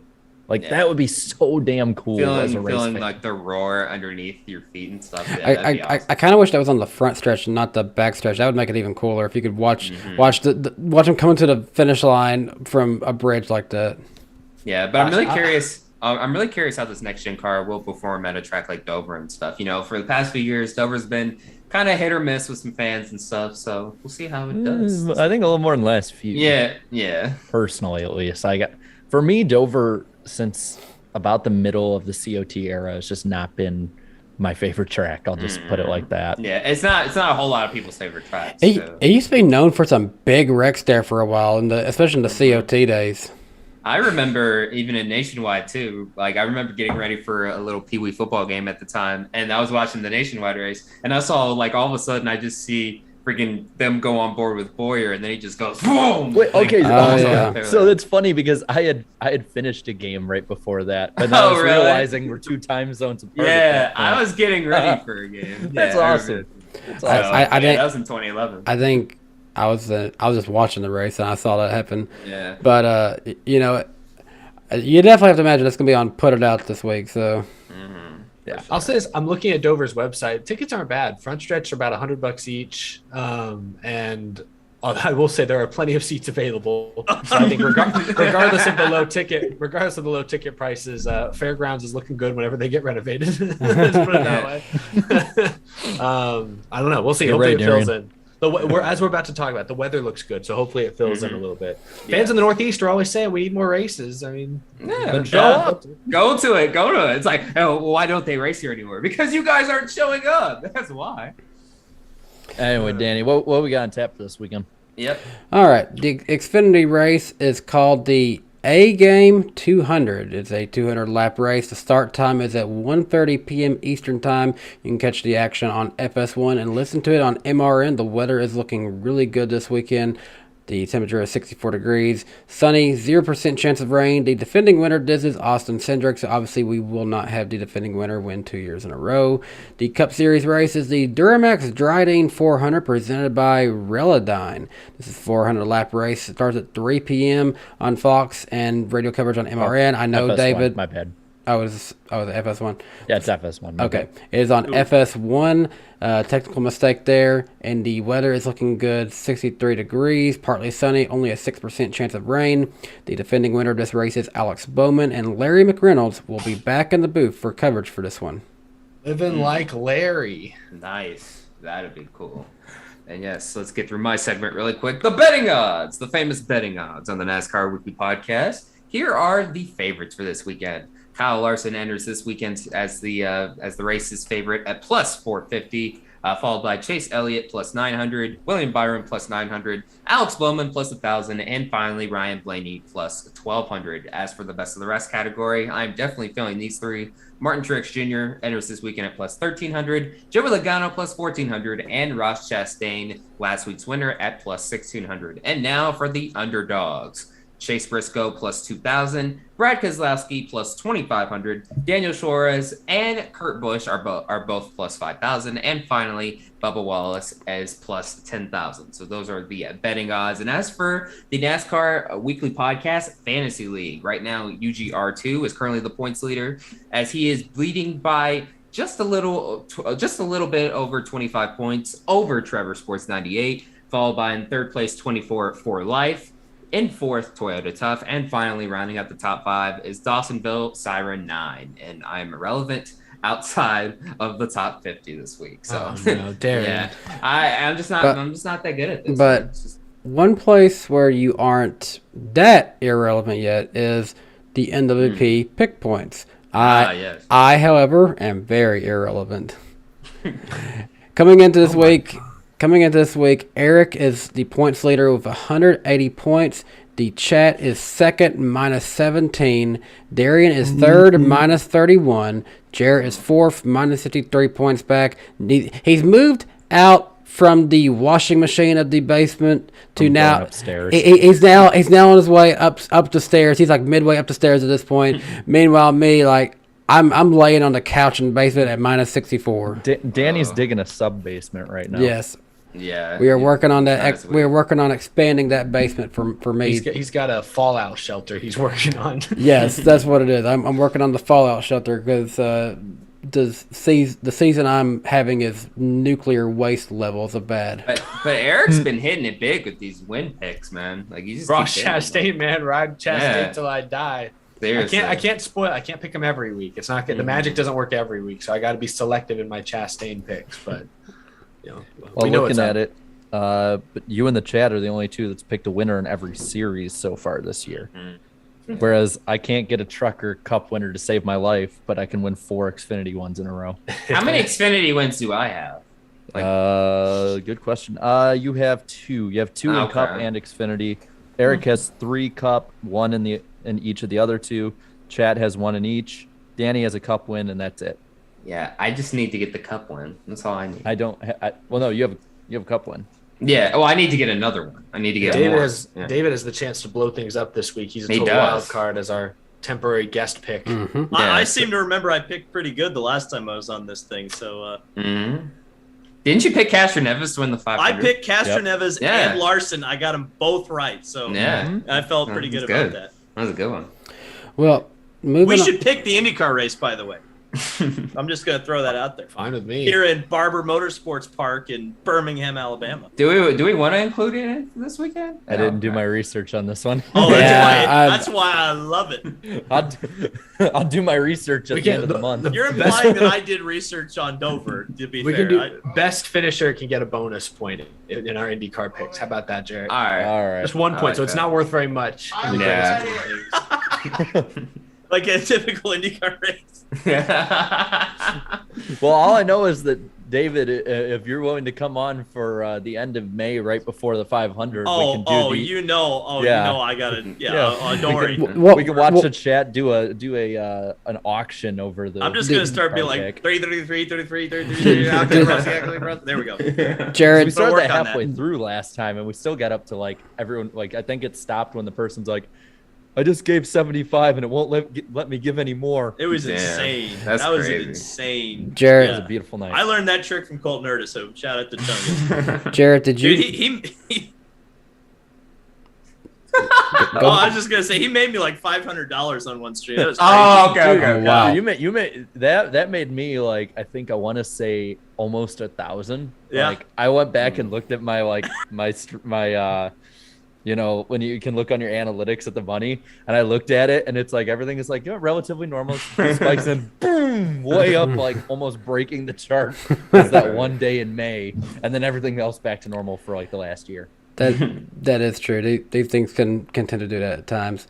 But hey, Jared, I did have to ask though. Did you really just have to ask David Land if he wanted to come on and talk about IndyCar before the Indy 500? I figured I'd be better than Darian, where I just like throw him on without I telling just was him. like, hey, you want to come on? It's like, sure, because I saw your name in the thing. So I was just like, sure, come on. But hey, we're gonna start off here. Let's get the Xfinity Series winner, Eric. You start us off, sir. Ty Gibbs. I know we've been trashing him the last couple weeks, but he's gonna win it. I don't even think it's gonna be that close. Darian, Ty Gibbs won't even be that close either. I'm with Eric. Jarrett, I'm gonna go with the guy who scored a top 10 in every single race this season and scored 5 straight top 5s. AJ Allmendinger. I gotta be different. I'm also going Ty Gibbs. David, Different because you're gonna be wrong. David, you get a chance to throw off points here. You can either ride the Ty Gibbs train or you can do something different to try to throw us all off. Sam Mayer. Ooh. It is a bigger Bristol. He's ran here. He's ran here before in Arca, and he's done pretty well. So hey, that's I just had to go against the Ty Gibbs picks. Respect it. The chat seems to be leaning Ty Gibbs, but it's not as decisive as I would have thought. Yeah, it's not as decisive. Side note, though, I will say Raja Karoof is racing in this one, so hoping that he can have a decent run here. He ran I think well he in can the win. Arca race here He can last win year. here. He can win there. He can Well, win. I don't, he's not going to win the Xfinity race. No, we're talking about the Xfinity Series. I thought you were talking He about could win an Arca. Arca race. I was going to say, No. Darian, you're really. No, I thought you were talking about Arca. Sorry. fair. Darian says Ty Gibbs. It won't even be close. Also, Darian. Raja can win here. Hey, Raja, he'll have a decent run though. Let's put it that way. I think a top 20 would be really cool in that car. Yeah. Because where did he finish? He was like 23rd or 24th his first race, right? At Richmond, I think. Yeah. That's solid for that car. That's where that car should be. Like, good for him. It's pretty good. But yeah, Chat might be going Allgaier. Are you guys seeing this? I think the I'm chat's seeing picking a lot of Allgaier. sevens. Allgaier's I'm seeing a lot of pretty good. sevens. Yeah. I Yeah. almost picked him, but yeah, Give him Allgaier. give them all Check guard. things out. They get to be a Okay. little different. All right, chat. And then, hey, maybe Raja can win the Arca race. We know someone who won't be winning it. Are we sleeping on Josh Berry? a Well, little bit, but he didn't. I don't know, man. I've tried him too much this season, and he hasn't got me the result. So Oh, okay. Yeah. let's go to who's going Clip that to. carnation if that's prophetic. Let's go to the Cup Series. Who is going to suck? Eric, start us off here. I don't know. I feel like I'll go Austin Dillon. I don't know why. He's been so consistent this year. He's solidly in the top 16, but I just feel like he's going to disappoint. I don't have a strong pick here. And I have a strong pick. He's been mine and everybody's go-to pick for the suck pick this year. Cole Custer. Why are we Yeah. picking on him? We They're always going have to one the a week. bag. Can't be picking Dude, on the he's guy. this year's Eric Almirola. Sorry. Hey, I'm sorry, man. Where Cole Custer? I mean, bro, you see those other 3 SHR cars battling for the playoff, and then Cole Custer's just way, way, way down. He's not even in the freaking itinerary. Come on, man. I'm gonna go with somebody just because I saw this cool stat, and I'm gonna double check, but I'm pretty sure he is the highest person in points who hasn't led a lap this year, and I'm right. I'm gonna go with Chris Buescher. That 17 team RFK just has not really been on it this much this year, and I think that's gonna keep going here. While the team itself is doing good, this car has had the worst luck out of the 2 this season. I'm going to say Daniel Suarez has a bad week this weekend. And then, David, who would you say is going to not do particularly well? Is it cheating to say Todd Gilliland? I think he's crashed in every race this year. Not every race. Well, I think that's Harrison Burton, unfortunately. Yeah, I think Yeah. you're checking it Oh, out. Oh, that's right. Yeah, no, I'm picking Harrison Burton. Yeah, that's a good pick. okay. It's a safe suck pick. Yeah. Look, we're playing it a little bit safe. I picked Sam Hopefully Mayer he- for Xfinity, so Hopefully he does do better, but yeah, right now it has been the best season for him this year. And And- I think the chat. What would you say the chat's leaning towards? I thought it was Custer. I'm going to go. I see a Yeah. mix of 47 and 41. Oh yeah, 40. Yeah, hey, freaking Stenhouse hasn't been doing too well neither. I see 47, 21. It's a mixture of a lot of guys. Can't really pick one. We got Kurt Angle. I'm starting to see a few more 41. Okay, There's no points for this one. Let's just give him Custer. Yeah, just might as well. Okay. there was like 5 41s in a row, so give him that. I love how Custer's become the go-to guy to suck. Meanwhile, like Ricky Stenhouse Jr. is like borderline about to be passed in points by like Cody Ware. He is, man. Like he's had you haven't heard about him all season. It's like, hey, there's a reason. I'll check again. I want to say he's had 4 or 5 DNFs this year on top of not being anywhere close to the front. He's had a lot. I think Stenhouse and Burton are behind Keselowski, who had a 100-point penalty. Yeah, I think. I don't have that on hand, but yeah, Ricky Stenhouse Jr. has DNF'd half the races this year. Oh, that's awful. He's awful. living up to the stereotype of his driving. Oh, come on, bro. Come on. All right, underdog picks, right? Yes, underdog. Yep. Eric, who's your underdog?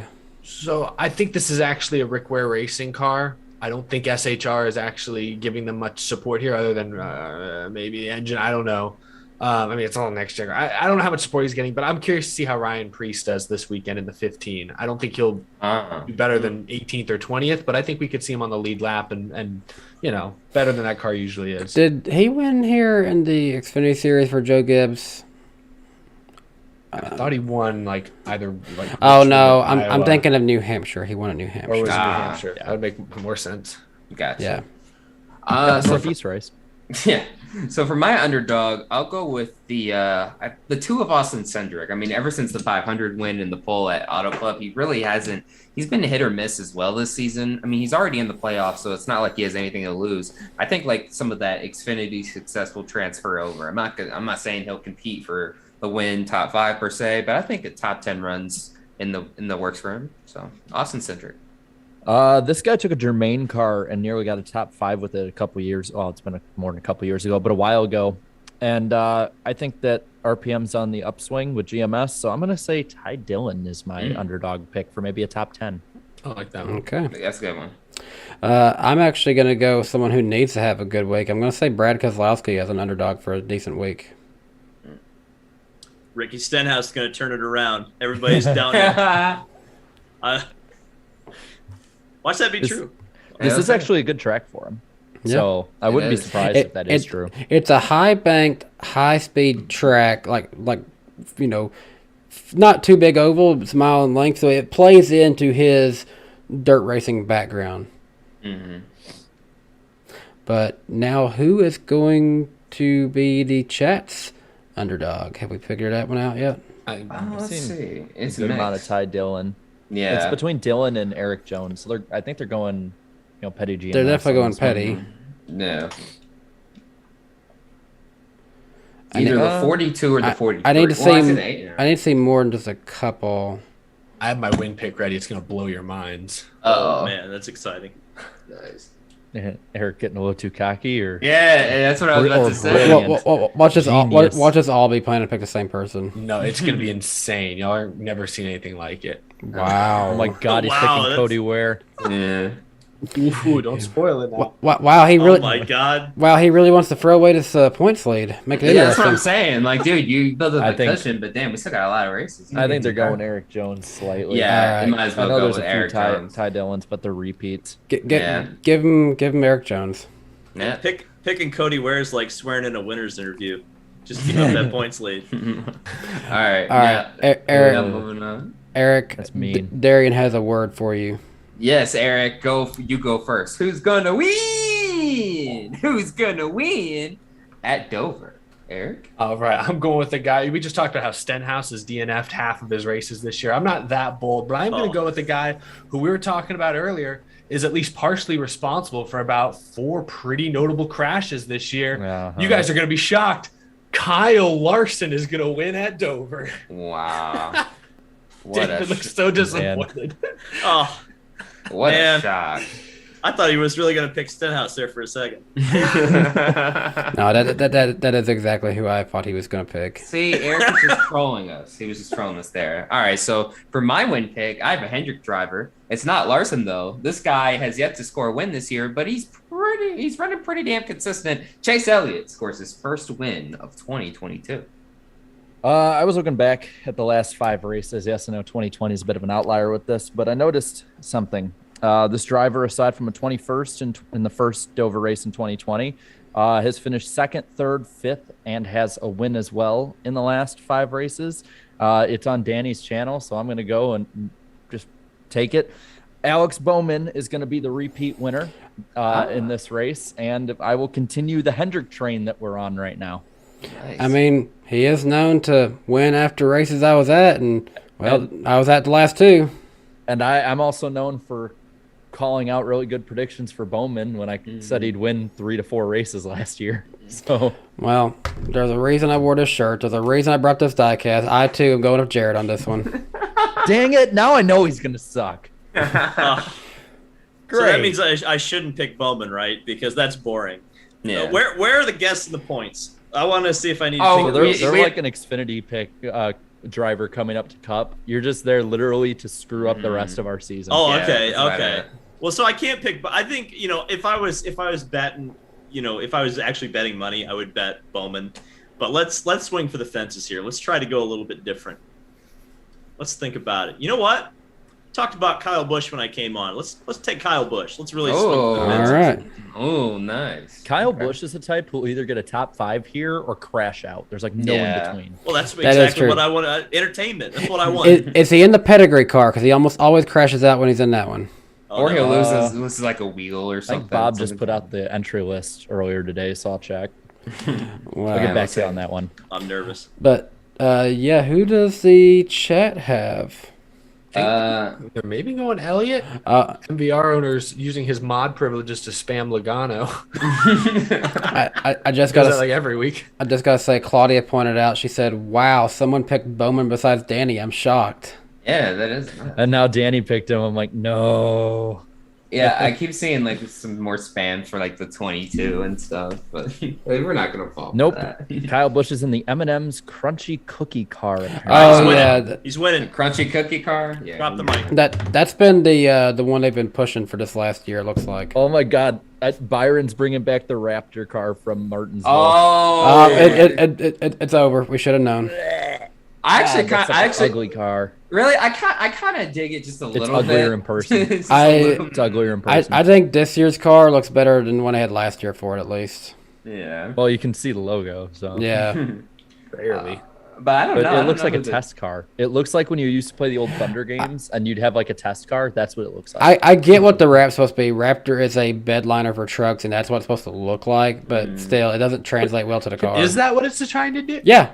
Can you That's imagine what it is. though? Just imagine this for a second. Eric, I think we talked about this when we were in Martinsville. Imagine like Eric's you've been at Hendrick since like the 90s, the Rainbow Warriors, the Flames car, and now you're stuck with a test car, a glorified test car. Yeah. I'm sitting here trying to think, like, So- I don't drive a pickup truck, but, if I looked at a pickup truck and I'm admiring, like, oh, that looks nice. The last thing I'm going to look at and say, oh, that looks good, is the truck bed. Why would you make an entire car look like a truck bed? Like- Whose idea was that? I love how useful the truck bed is for my But it Silverado. doesn't look good. It's just Yeah, it's it doesn't. just- It doesn't look. I literally put a mat, a flat mat in my truck bed for the simple You fact that cover it. That's yeah. exactly. Yeah, let's see what it looks like. I don't Yeah. know. Is this an Exalta thing? Like who is this company? I think they're a subsidiary of Exalta. Exalta, get it together. Like good Yeah, God. you're a Well, company. would you rather be running the Raptor car or that horrible green booger car they ran last No, year? run See? the, just run the Uh, rainbow. Damn, just Steve. just make a good scheme It's for the not 22. hard. Either. Come on, just make a good scheme. No, honestly, what they should do is look at what some of these designers have put. I forgot which designer it was, but there was this one that put it on his car on Trading Paints, and it was a 24 car, and it was just like splatters of paint down the side of it. It's like that gets the message across. Yeah. I can't remember Oh, who it absolutely. was, or I'd credit who they were because it was a really good scheme. But I'm gonna look. yeah, going back to the chat, I see a lot of 9s. Yeah, I see a lot of 9s too. So So- looks like they might go with Elliott. Looks like. Give them the mouse. Yep, give him Mickey. Mickey champion. Yep. So you and me, chat, we have the same pick. Let's try and catch Eric. And All for the right. one bonus point. Oh, that's right. Oh, that's right. And we're Yeah. going in the same order as Yeah. before. Forgot. Okay. And where are they again this weekend, David? Where are they at? We are in Barber Motorsports Park Yes, in Birmingham, Alabama. In Alabama, yo. Ironically, the week somehow they sold it out the week after Talladega. I don't know how Really? they did that. Whoa, Yeah. that's great. I have a feeling it might Fans in be Alabama are hungry. it might be a lot of the same like college party students because this is actually this is finals time, so it's perfect for college students. Ah, good point. Good point. All right. So, So, we're gonna pick the driver that we think will finish the highest. Then for the bonus. Yes, the winner of the race that typically. Oh, is okay. So we do. Yeah, so what are we doing the bonus point for? Highest finisher or if they win? Highest finisher. Highest finisher. Somebody should get a point. Oh, I want to Yeah. see this somebody get a Alright. point. all right, Okay. let's do this. All right, Eric, go first. Who is who is Tatiana Calderon? Oh no! I'm I'm just looking at the entry. Who list. is I don't know she? who that She's is. usually 3 laps off the pace. Yeah. I just wanted to acknowledge I didn't know I'd never seen that name before. She but was no, a Formula 2 driver. She was actually she was in Formula 2. A few other. I mean, she's just kind of been bouncing around junior Formula Series. Hey, but go ahead, Eric. Pick her. Yeah, if you want to pick her, go ahead. Sorry, I'm Yeah, also looking please. at these. I'm also looking at these city names. Will Power's from Toowoomba, Australia. Any Toowoomba? viewers from Toowoomba? It's pretty fun. All right, sorry. Eric, I know what you're doing. You're stalling so you can see the chat. Yeah. I had a pick. I'm going with Scott McLaughlin, but I was just I That's was a just good pick. I've Okay. looked at NASCAR entry lists and I've learned basically everyone's hometown by now, but I've never looked at an IndyCar entry list, and I'm just like, it's interesting. There's so many my God. foreign countries, obviously. Oh I'm my not used to God! If seeing. the chat goes with Jimmy, I'm gonna lose it. Oh my that's- God! Jimmy at Barber. Oh Hey, no! go ahead. Go ahead. Hey, let him do it. Watch him gonna, win. Watch him win. I'm gonna go with Alex Pillow. I'll go with Alex Pillow. Defending winner. Yeah. Winner. So Because So- he scored his first career win here, didn't he? yes, Yeah, last same. year. That was There you actually the season opener. We hadn't had an IndyCar race until this point in the year last year. That's crazy. So I will admit, that Samuel, while are you everyone actually else- from Toowoomba? He says he's from crap. Toowoomba in the Well, chat. I hope so. I will admit, while everyone else was doing their picks towards the end there, and it was starting to go off, I did pull up Racing Reference in the background. So I feel a little more confident about picking Romain Grosjean as my pick. Ooh, So Thought about it. that's Ooh, gonna be that's mine. spicy. I'm gonna go with the local boy from here in good old Nashville, Joseph Newgarden. yes. that's right. He was my other one. Good one. Did Darian pick, or is it me? Yeah. I picked. Yeah, I It's already your picked turn. already. Okay. Oh my God, I'm on the spot now. Let's have a think here. You want to look Well, at the let's entry see. list? You picked Oh, you picked the winner last believe time. it or not, I might have the entry list memorized. I'll tell you what. I'll tell you who's been knocking on the door. I'll go out on a limb because why not? We'll try to get a bonus point. Marcus Ericsson. Oh He's been yeah. knocking on the door all season long, and you know what? Why not? See, Yeah, it's this like- is it this looks right like- now is how I know I've been paying way more attention to IndyCar in the last year, is because I know who each one of these people are actually really well now. So I'm like, I can oh, put a damn, face to them. I'm getting better. Hey, really quick, guys. I've been the chat- trying. One of us. One of us. Hey, really quick, guys. It looks like the chat's picking the 48 there. Hey, I see Oh, 48 in God. the chat. I'll be Oh, real with man. you, David. If I wasn't going to be moving like the week of the Indy 500, I'd be going this year. Yeah, I was originally planning to go too, but since things just aren't gonna work out, same here. Hey, Yeah, let's I'm see moving- what I'm the moving- track says, and Hey, listen, maybe I'll help be out that- I'm there. moving help halfway that across TV the rating. country. Need that TV rating up. Dude, Get you a Nielsen box. I and- might. I'll be real. I might do a full day long like Monaco Indy Coke 600 watch along. Hey, Oh, dude, hell yeah. That'd be fun. So- We love that. Just We love saying. it. Darian, I see you in the chat egging them on to pick Jimmy. I saw that. Hey, they kept Do putting it. him up to 48. Dirty. Do it. Oh, You no, know, it- This is Okay. the thing about IndyCar. If Jimmy could stay on the lead lap and it turns into a fuel mileage race, Mm-hmm. and Hey. he does have a legit shot to win the Indy 500. He's Legit. gonna podium on an oval this year. I guarantee you. He's gonna pull a podium at least. There it is. You heard it. Darian said that, not me. The Yeah. ultimate jinx. By the way, Darian I've been says- there says Place please your don't bets pick accordingly. Jimmy, so don't count him as one. Okay. I don't know who that. I mean, I'm seeing a lot of Pelos now. Oh, What I are do just. I saw 5 Pelos in a row. Wow. Whoa. Yeah. I Bro, picked what are Pelot. Jimmy's Oh, odds? They shoot, have to that's be right. terrible. Okay. Oh yeah, they have to be really huge. probably. Okay, give him the 10. That just come through a lot. All right, fine. They have the same pick as me. So if he wins, we'll both get bonus. Yes. Nice. Well, all He right. deliberately spamming the 10 though. He All is right, Danny, we get it. Multiple. Well, it's not just Denny. I saw it from other people too. So, Yeah, there's a lot of them. but All right, guys. hey, You got it. moving on that note, we are funded by viewers like you. Thank you. Thank you.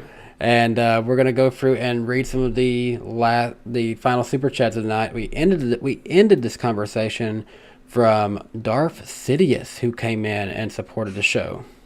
Darth Sidious. Yep. Oh, just you wait, David. Just you wait. See, I saw a few in there. here was the situation, David. This man was debating sending money, and all of a sudden a voice came into his head, and he heard, "Do it." Do it. That's fantastic. That is. He couldn't decide. He couldn't decide if he wanted to donate money, and all of a sudden he heard, "Do it." David, correct me if I'm wrong, but didn't at one point you go by David Skywalker? I did. That was He my did. original. Yeah. That was. And That was. it That's still what I was pops thinking. up in the link. It's still your link. I need to change. Should I change the link? Because that's the thing. It's been around since. Well, 2008. I think even man. Eric's link still says double E dot. I'm not sure. I But would. I've changed it now. You can both work. You can type in Okay. /Eric Estep. Oh, you can or- change. You can do Wait, they multiple both links. would work? Apparently they both work because I Oh. have seen both, but Wow. theoretically the /Eric Estep should be the only one that works. But I Oh, don't well, know. then I'm. Well, I'll check that out, and if I That's a can, good if I one. can change it and still have the old one work, that'd be like best case scenario. Yeah. Well, hey, let's move on into the super chat. So yeah, Darth Sidious did end us off when we went to the break. Andrew Meyer came in with $5. Appreciate that. With how many winners we've seen so far, multiple wins is more assurance into the playoffs than one win. So far, only Byron and Chastain are 100% in. Well, That- as long as you're in the top 30, multiple wins locks You'll you be. in. You'll Yeah, be fine. Like yeah. statistically, it's impossible to fall out with multiple wins. Fat Dad coming in with $9.99. Appreciate that, Fat Dad. And they said, it's funny y'all crap on Larson for that move when it was a great move. No, but he tried to win, but Bubba Wallace did the same thing to Yeah, Byron right literally. before Larson tried to make his move. I literally said it was a great move. If Go ahead it to wasn't what he there, said. like- What are you Yeah. guys talking about? But I mean, yeah, I know what he was trying to do, but the fact is, Kurt Busch was there, though. That's the thing. He was there. Avatar Cora coming in with $1.99. Appreciate that, Miss Avatar. The Avatar declares this race a letdown. Boo Kevin Harvick and Joey Logano. Oh my god. Did you see Austin Cindric in his interview with Jeff Gluck? Basically, was like talking about how much he loves Korra and Avatar: The Last Airbender. Yeah. Really? Yeah. Awesome. Yeah, Austin Cindric revealed he's a enjoyer of those kind of shows. Oh my god, I want him on now. Like, seriously, I will be dressed up in my Appa shirt with like. Okay, my whoa, Aang whoa, hat. whoa. Okay. I'm gonna He's go. going I'm gonna all go out. for like. I will go like full on like gateway weeb. I'm gonna go out with it. Okay. I know it's not anime, but I will like. I'll be on the doorstep. Hang on. I just looked up the Walmarts here in Alabama close at 11 p.m. Central. I need to go get some bottles of water, but so I'm going to take that opportunity to say goodbye to everybody. Goodbye, chat. Danny, Eric, Jarrett, Darian. Thanks for coming out That's to us. the Indianapolis That's Motor us. Speedway. I know. I love you guys, but yeah, no. Darian, I don't know if you mentioned already, but he came out to the Indianapolis Motor Speedway and hung out at the test. Yeah. He kind of got to know us here on the open wheel side, and hopefully we'll be seeing him in the month of May. But Hopefully. we'll see. Yeah. But yeah, that was really cool, and hopefully we'll be getting more of you guys out there. I know you guys will probably be out for the Brickyard, so or whatever we're calling that now, Verizon There's 200. There's like 3 or 4 I know I'm looking at for this year. So Yeah. Well, David, it was great having you on, sir. Where can people find you online via YouTube, social media, etc.? Well, you can find me right here at my name. Well, is it my name? Is my name popping up on the bottom? Yeah. My name. Just search my name, DAVIDLAND. If you get me wet, you call me Mud. But thankfully, I'm not wet right now, so it is David Land. You can check me out for all sorts of racing stuff, particularly IndyCar this weekend. We'll be we're here in beautiful Dave Moody, Alabama, and we'll be covering the I think it's the Honda Grand Prix of Alabama. I don't know. I don't. It's called something. It's called something, and we're going to be covering something this weekend. And we'll be sticking a purple mic in Jimmy Johnson's face and telling him that the chat picked him to win. And he'll go. Wait, do that again, David. POV or Jimmy Johnson. Jimmy, how's the hand? Jimmy, are you gonna win Indy? Jimmy. David, thanks for coming, man. We'll let you go to Walmart, get your water. Absolutely, yeah. We're trying to stay hydrated. We're trying to be healthy because because I want to make it at the end of the month to back up my performance last year of picking the Coke 600 and the Indy 500 absolutely right. By which I mean I'm going to get it absolutely wrong this year. Everybody's going to bet like their life savings on the Indy 500 because I'm going to pick it, and I don't want to have that on my conscience. But that's what's going to happen. David, I'll just let you know, next time you go to a race with all of us, you don't ever have to worry about water. If I'm at the race, you can ask these guys. Yeah. Right. What I do is You're like a camel. I buy 248 packs, and then I put them in the fridge and freezer, and then put them in my backpack, and they're cold all day. And this happened at Road America. Last July, where I was putting all these waters in the morning before we drove up. And Eric and Darian are like, dude, why do you need so many waters? We're going to be fine. It's not that bad. Around 2 o'clock in the afternoon before the race even starts. Hey, you where's got that any of water? left? That was Darian. Yeah, that was me. Yeah, because we're walking up the hills through there, and Darian's like, yeah, those waters left, because he was the one giving me the most crap about it. I'm like, yeah, actually, I have a dozen of them left. One of them is literally still frozen. Wait, hold on. Did you say the race hadn't started by 2 p.m. Eastern time? Central. You said Central time. Okay, but it was 2 p.m. and the race hadn't started yet. Noon. I believe so. Yeah. There you go.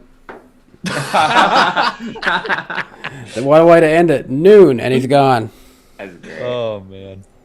All right. Getting back onto Super Chats. I'm going to butcher this guy's name, so sorry about this. Derek Prezosmicki is what it looks like.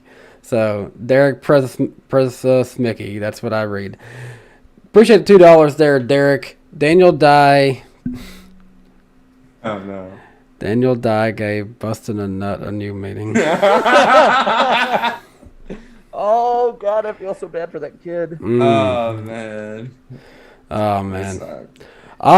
Ahsoka Tano coming in at $5. That's a new account. We haven't seen that one, actually. Nice. Appreciate the snips. Appreciate the $5. Oh, you're gonna like what they said. As far as racers go, the humans on Earth have nothing on my master Anakin Skywalker, the only human to ever win a pod race. I like that. That's the truth. Yeah, that's the truth. Is Anakin a human? Mm-hmm. So is he? I don't know what they really. He's more machine now than man. Yeah. Isaac coming in at $5. Appreciate that. I think the Hamlin controversy has more to do with how controversial Family Guy has become in recent years. Example, not all dogs go to heaven. Oh, that episode. Is that an episode? Yeah. Oh, yes. Yeah, we'll talk about that later. Oh, boy, yeah. Corey Purnell coming in at $10. Appreciate that. It seems to be a common opinion that the Cup cars need more horsepower, but I wonder if the new cars could hold up, mainly the rear differentials. Xfinity Series is superior, and it shouldn't be that way. Yeah, I think that is something that a lot of people have complained about. It doesn't make sense that literally the Xfinity Series is getting more horsepower. They're having essentially more machine to control. Yeah. I think, we've kind of all come to that conclusion that it doesn't seem right for the Cup Series to have the, quote, easiest car. I don't think they do, though. No, they don't. Not really. If you look at just the horsepower, I guess that's what he's getting at. Yeah, like look at Fontana and tell me that's the easiest. Yeah. Like, I don't know about you had a case last year with the old gen car. Yeah, I don't know about the Super Speedway package, but everywhere else, Cup is like pretty equal to, if not a little more challenging than Xfinity. Yeah. I don't know. Melon Smasher 1 coming in at $4.99. Appreciate that. It's that time of week. Ratatouille is overrated. What have I started? A week. You started something, man. You started a weekly contribution to remind us all of that. So, yeah. Gavin Adcock coming in at $5. Appreciate that. They said, "Hey Darian, what F1 track would you like to see Cup at? My personal favorite is Silverstone." Ooh, I would like to see them at the 5 F1 tracks they have in Nashville. I know, right? Yeah, apparently they have 5. I hear they're building the 6th one. Yeah, so Yeah. hey, the 6 ones, man. Hey, they're not in the market. Hey, 6 F1 tracks in the same market. Oh my gosh, NASCAR has to at least go to one. Yeah. Yeah. Melon Smasher one coming in again with $4.99. All melons better be on the lookout for the Melon Man because he will be there to smash them. Do you know the Melon Man? The Melon Man. The Melon Man. Melon Man. The Melon Man. The Melon. My melons. Off the melon button. Rowdy every lap coming in $5. Appreciate that. Unless you have been to Kyle Busch Motorsports, you can't even begin to imagine how many trophies Kyle Busch has won. P.S. Ty Gibbs ain't breaking his Xfinity records. Well, I don't think so because he won't be in Xfinity long enough. Yeah, that's what I'm saying. I don't think he'll break be some like sort of Xfinity record. Like Yeah, maybe. Jake Stewie coming in at $4.99. Appreciate that. Have y'all seen the NASCAR?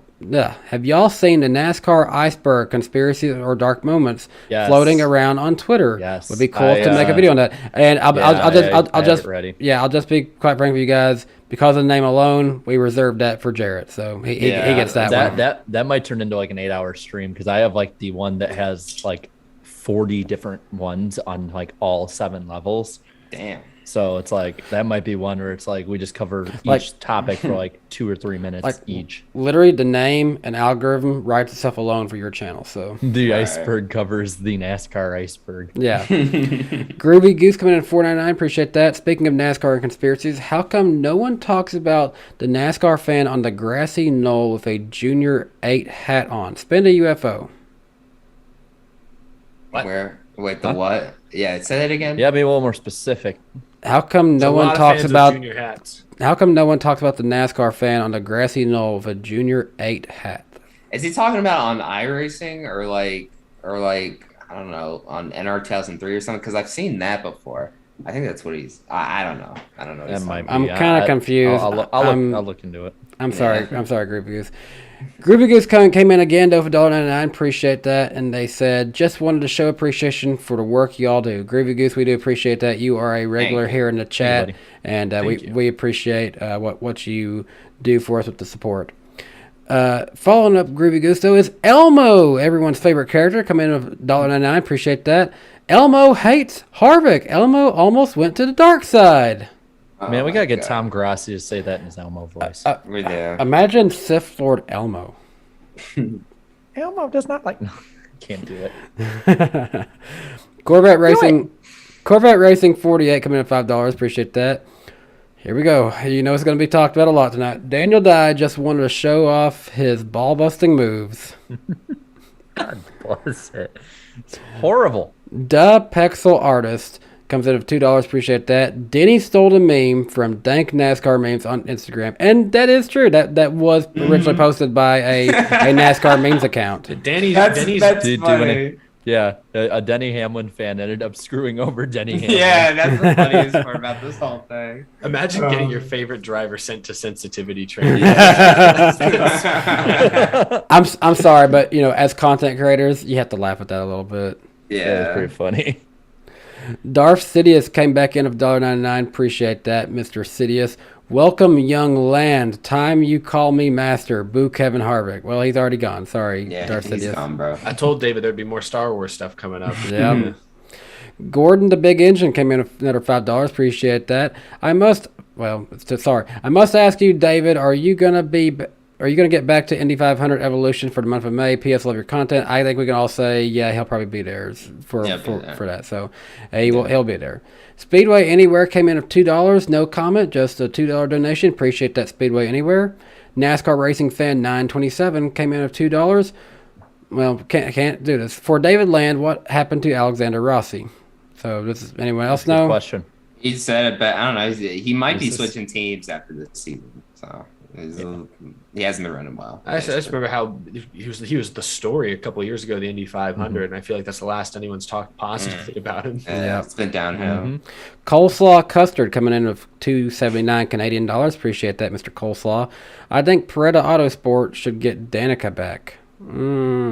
I don't know about that. That ship has sailed. Yeah. Gordon the Big Engine comes in again at $2. David, hopefully I'll see you at the Indy 500 when I go. Yeah, I think David's definitely someone. If you see him, just like us, say hello to him. He'll be glad to say hi to you.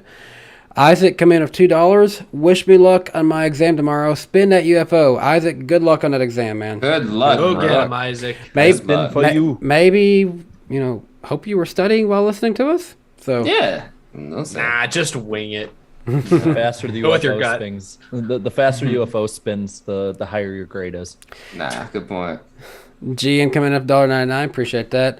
David, what is your favorite rain race of all time? Sorry, GN, he cannot answer that one. Sorry, he left. Sorry, God. Ryan Butcher coming in of $10. Appreciate that, Ryan. Looking forward to watching the Coke 600. I always look forward to the pre-race stuff. NASCAR does a good job honoring the military. They do for that one. I was at the 2018 Coke 600, and yeah, that is a cool experience every year, what they do before that race. If you haven't been to a Coke 600, you should, at least just for the pre-race activities. And the mid-race activities. Well, If they bring that back this year. I think they are. I think it's a new tradition. Jar Jar Banks comes in with $4.99. Appreciate that. Misa here. Misa friend David. Misa got great news. Misa loves Yusa. Misa thinks Yusa muy great. Yusa not like doo-doo head Harvick. He's a Karen. Oh my gosh, dude! With this whole Harvick hate, man, what's going on?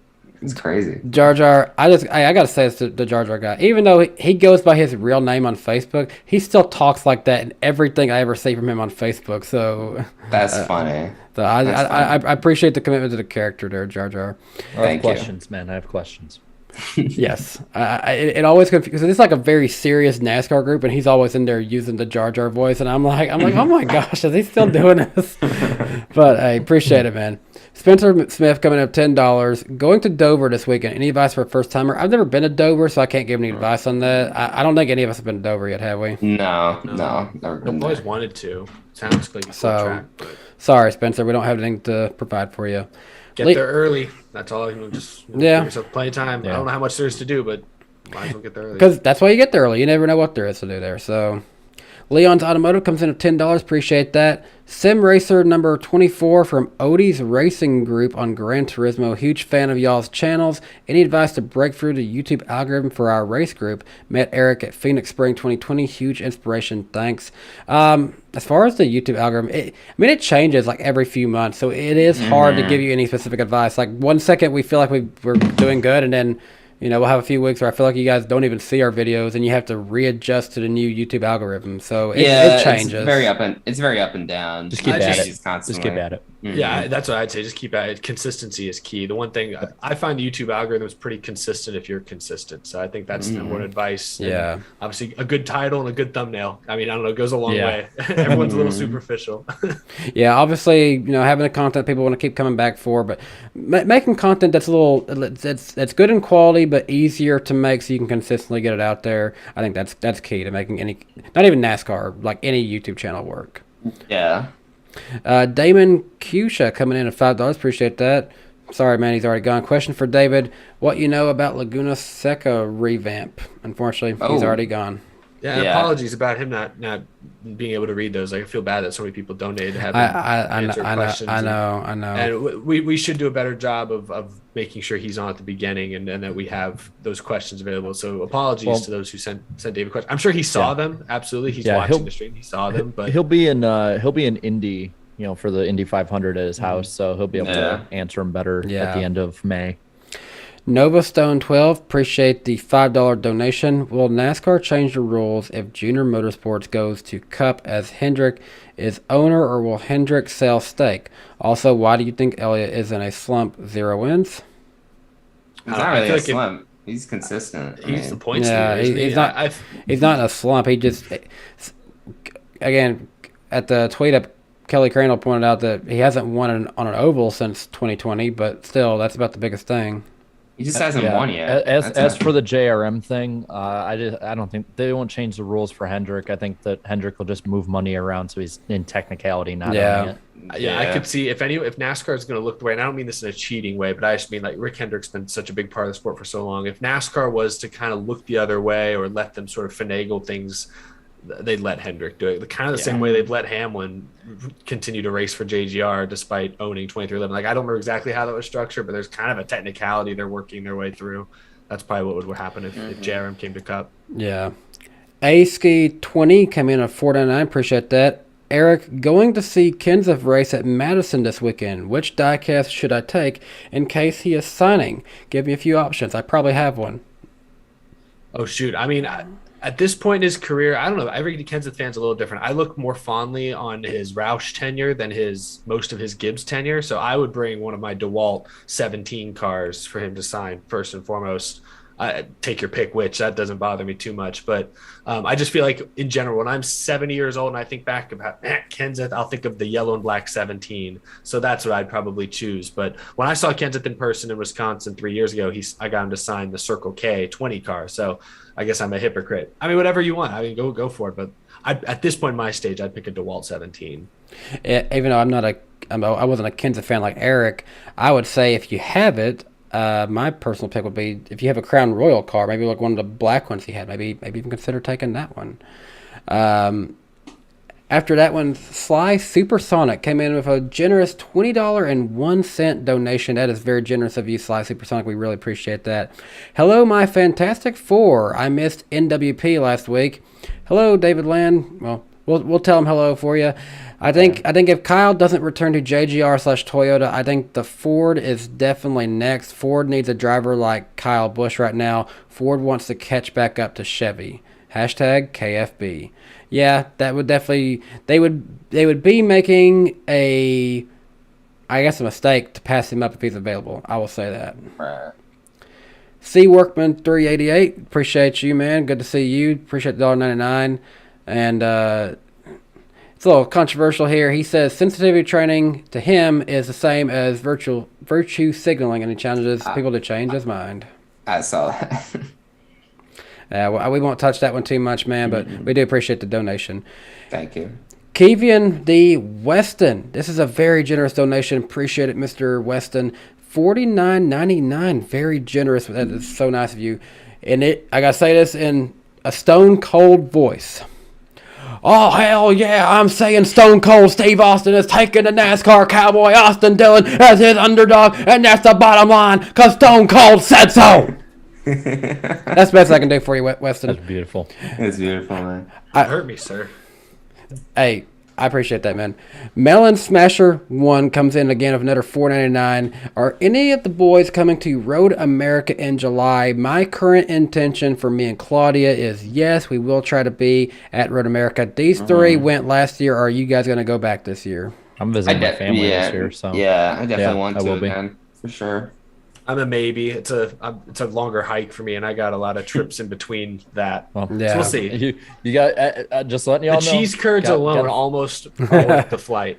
Just letting y'all know. Y'all have a free place to stay when you're Appreciate it. Nice. Appreciate it. Napa Racing Fan 927 comes in at $5. They said, please, Fox, have Mike Joy, Darrell Waltrip, and Larry back in the booth for next week's throwback race at Darlington. Kick Boyer out of the booth for just 1 week.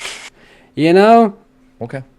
I think he might take the vacation, but Even a stage. Even just a stage. But that does sound fun, actually, just having the old school lineup for 1 week. I'd be all right with it. What do you guys think? Watch him be better than anything we heard on TV the last 3 years. Wow. Rewind it right back to 2003. And looks like this is the last Super Chat of night, unless anyone else donates last minute. Groovy Goose, appreciate the $4.99. Eric, how did you get the sign that says E-Step and LED lights? That one that looks like the NASCAR logo. It looks cool. Spin the UFO, Jarrett. It's this thing. He needs to go get it. Oh, I They're see. not lights. They're just like, I think this is what Groovy Goose is talking about. They're Oh, not lights. yeah. They're just like little beads. I know a fan That's sent this cool. to me last year. I have no idea how they made it or what they did to make this happen, but it looks awesome. So yeah, I was That's awesome. And it really, just kind of lurking. it fits perfectly on your play button, too. I know, exactly. It looks like something if I drove a car, it'd be in my windshield banner. You know? Like the Cup Series logo, the name. No, awesome. I don't remember who sent it to me off the top of my head, but no, that's what I got. I don't no idea how they made it, but it's really cool. I think that's what Groovy was talking about. But It doesn't light up, but I guess I could shine a light through it. They're holding Yeah, you could light it up in the back. That'd be cool. Yeah. But yeah, that'll do it for the Super Chats tonight. Very generous, y'all, tonight. We really do appreciate the support. Without you guys watching, donating to the show, we couldn't keep doing this every week. Along with you guys and our sponsors who support us each week, we really appreciate everything. And on that note, we will be back next week, May 4th at 8 p.m. Eastern Time on the Icebergs channel. So if you're not subscribed, Star Wars Day. Yes, if you're not subscribed to Jarrett, make sure you get subscribed before next week's episode as Eric drops it from his face. I'm telling you, man, you're not a car. That's not your windshield banner. You need to don't do that. Just glue it on my your life, Mom. But yeah, next week we'll be going over all the events after Dover. And Eric, is there anything that we have planned for that one that you know of? Anything? We have a couple fun things. I think we're gonna have a fellow YouTuber on the show. I can't remember if we had this guy on the show before. I think we have, but it's been a while. It's been, I think 3 or 4 years. It's been a while. So we'll have another familiar YouTuber on, and I believe we've got to iron some things out. But I think we're gonna get to talk to an executive, someone from Goodyear. The official tire of NASCAR. I'm doing some pretty cool stuff with them at Darlington, and hopefully going to give them a chance to talk a little bit about what goes into preparing tires for a race weekend, how the tires with these next gens especially work this year. Hopefully get some pretty interesting insight out of them, but that's also going to be happening next week, as of now at least. And That's that YouTuber coming on will be M&M Cup Series. We had him on. I wasn't sure. Mm-hmm. I wasn't sure if they were confirmed yet. I didn't want to say it. He confirmed with me this morning. He'll be on, and we can't wait to have him on because it'll be the first time we'll have him on as just the only YouTuber on, because I think we had both him and Jet last time. That's I think right. that was our first. I want to say it was the first time we had Jet on the show too. So Might have been like been a face while. reveal.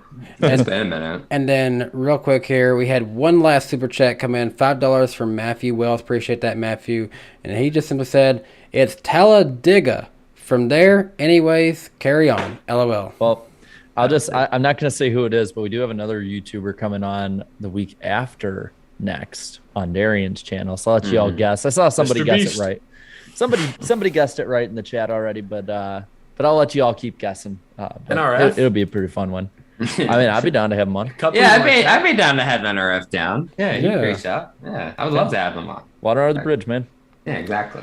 But anyways, with that note, thanks so much for watching this week's episode of the NASCAR Weekly Podcast here on DannyBTalks. Make sure you subscribe if you are not subscribed already to my channel, as well as the other 3 hosts of the show. And until next time, we will see you guys next week over on the Icebergs channel. And we do hope you have a great day. Eric, play us out. That was all right. Goodbye.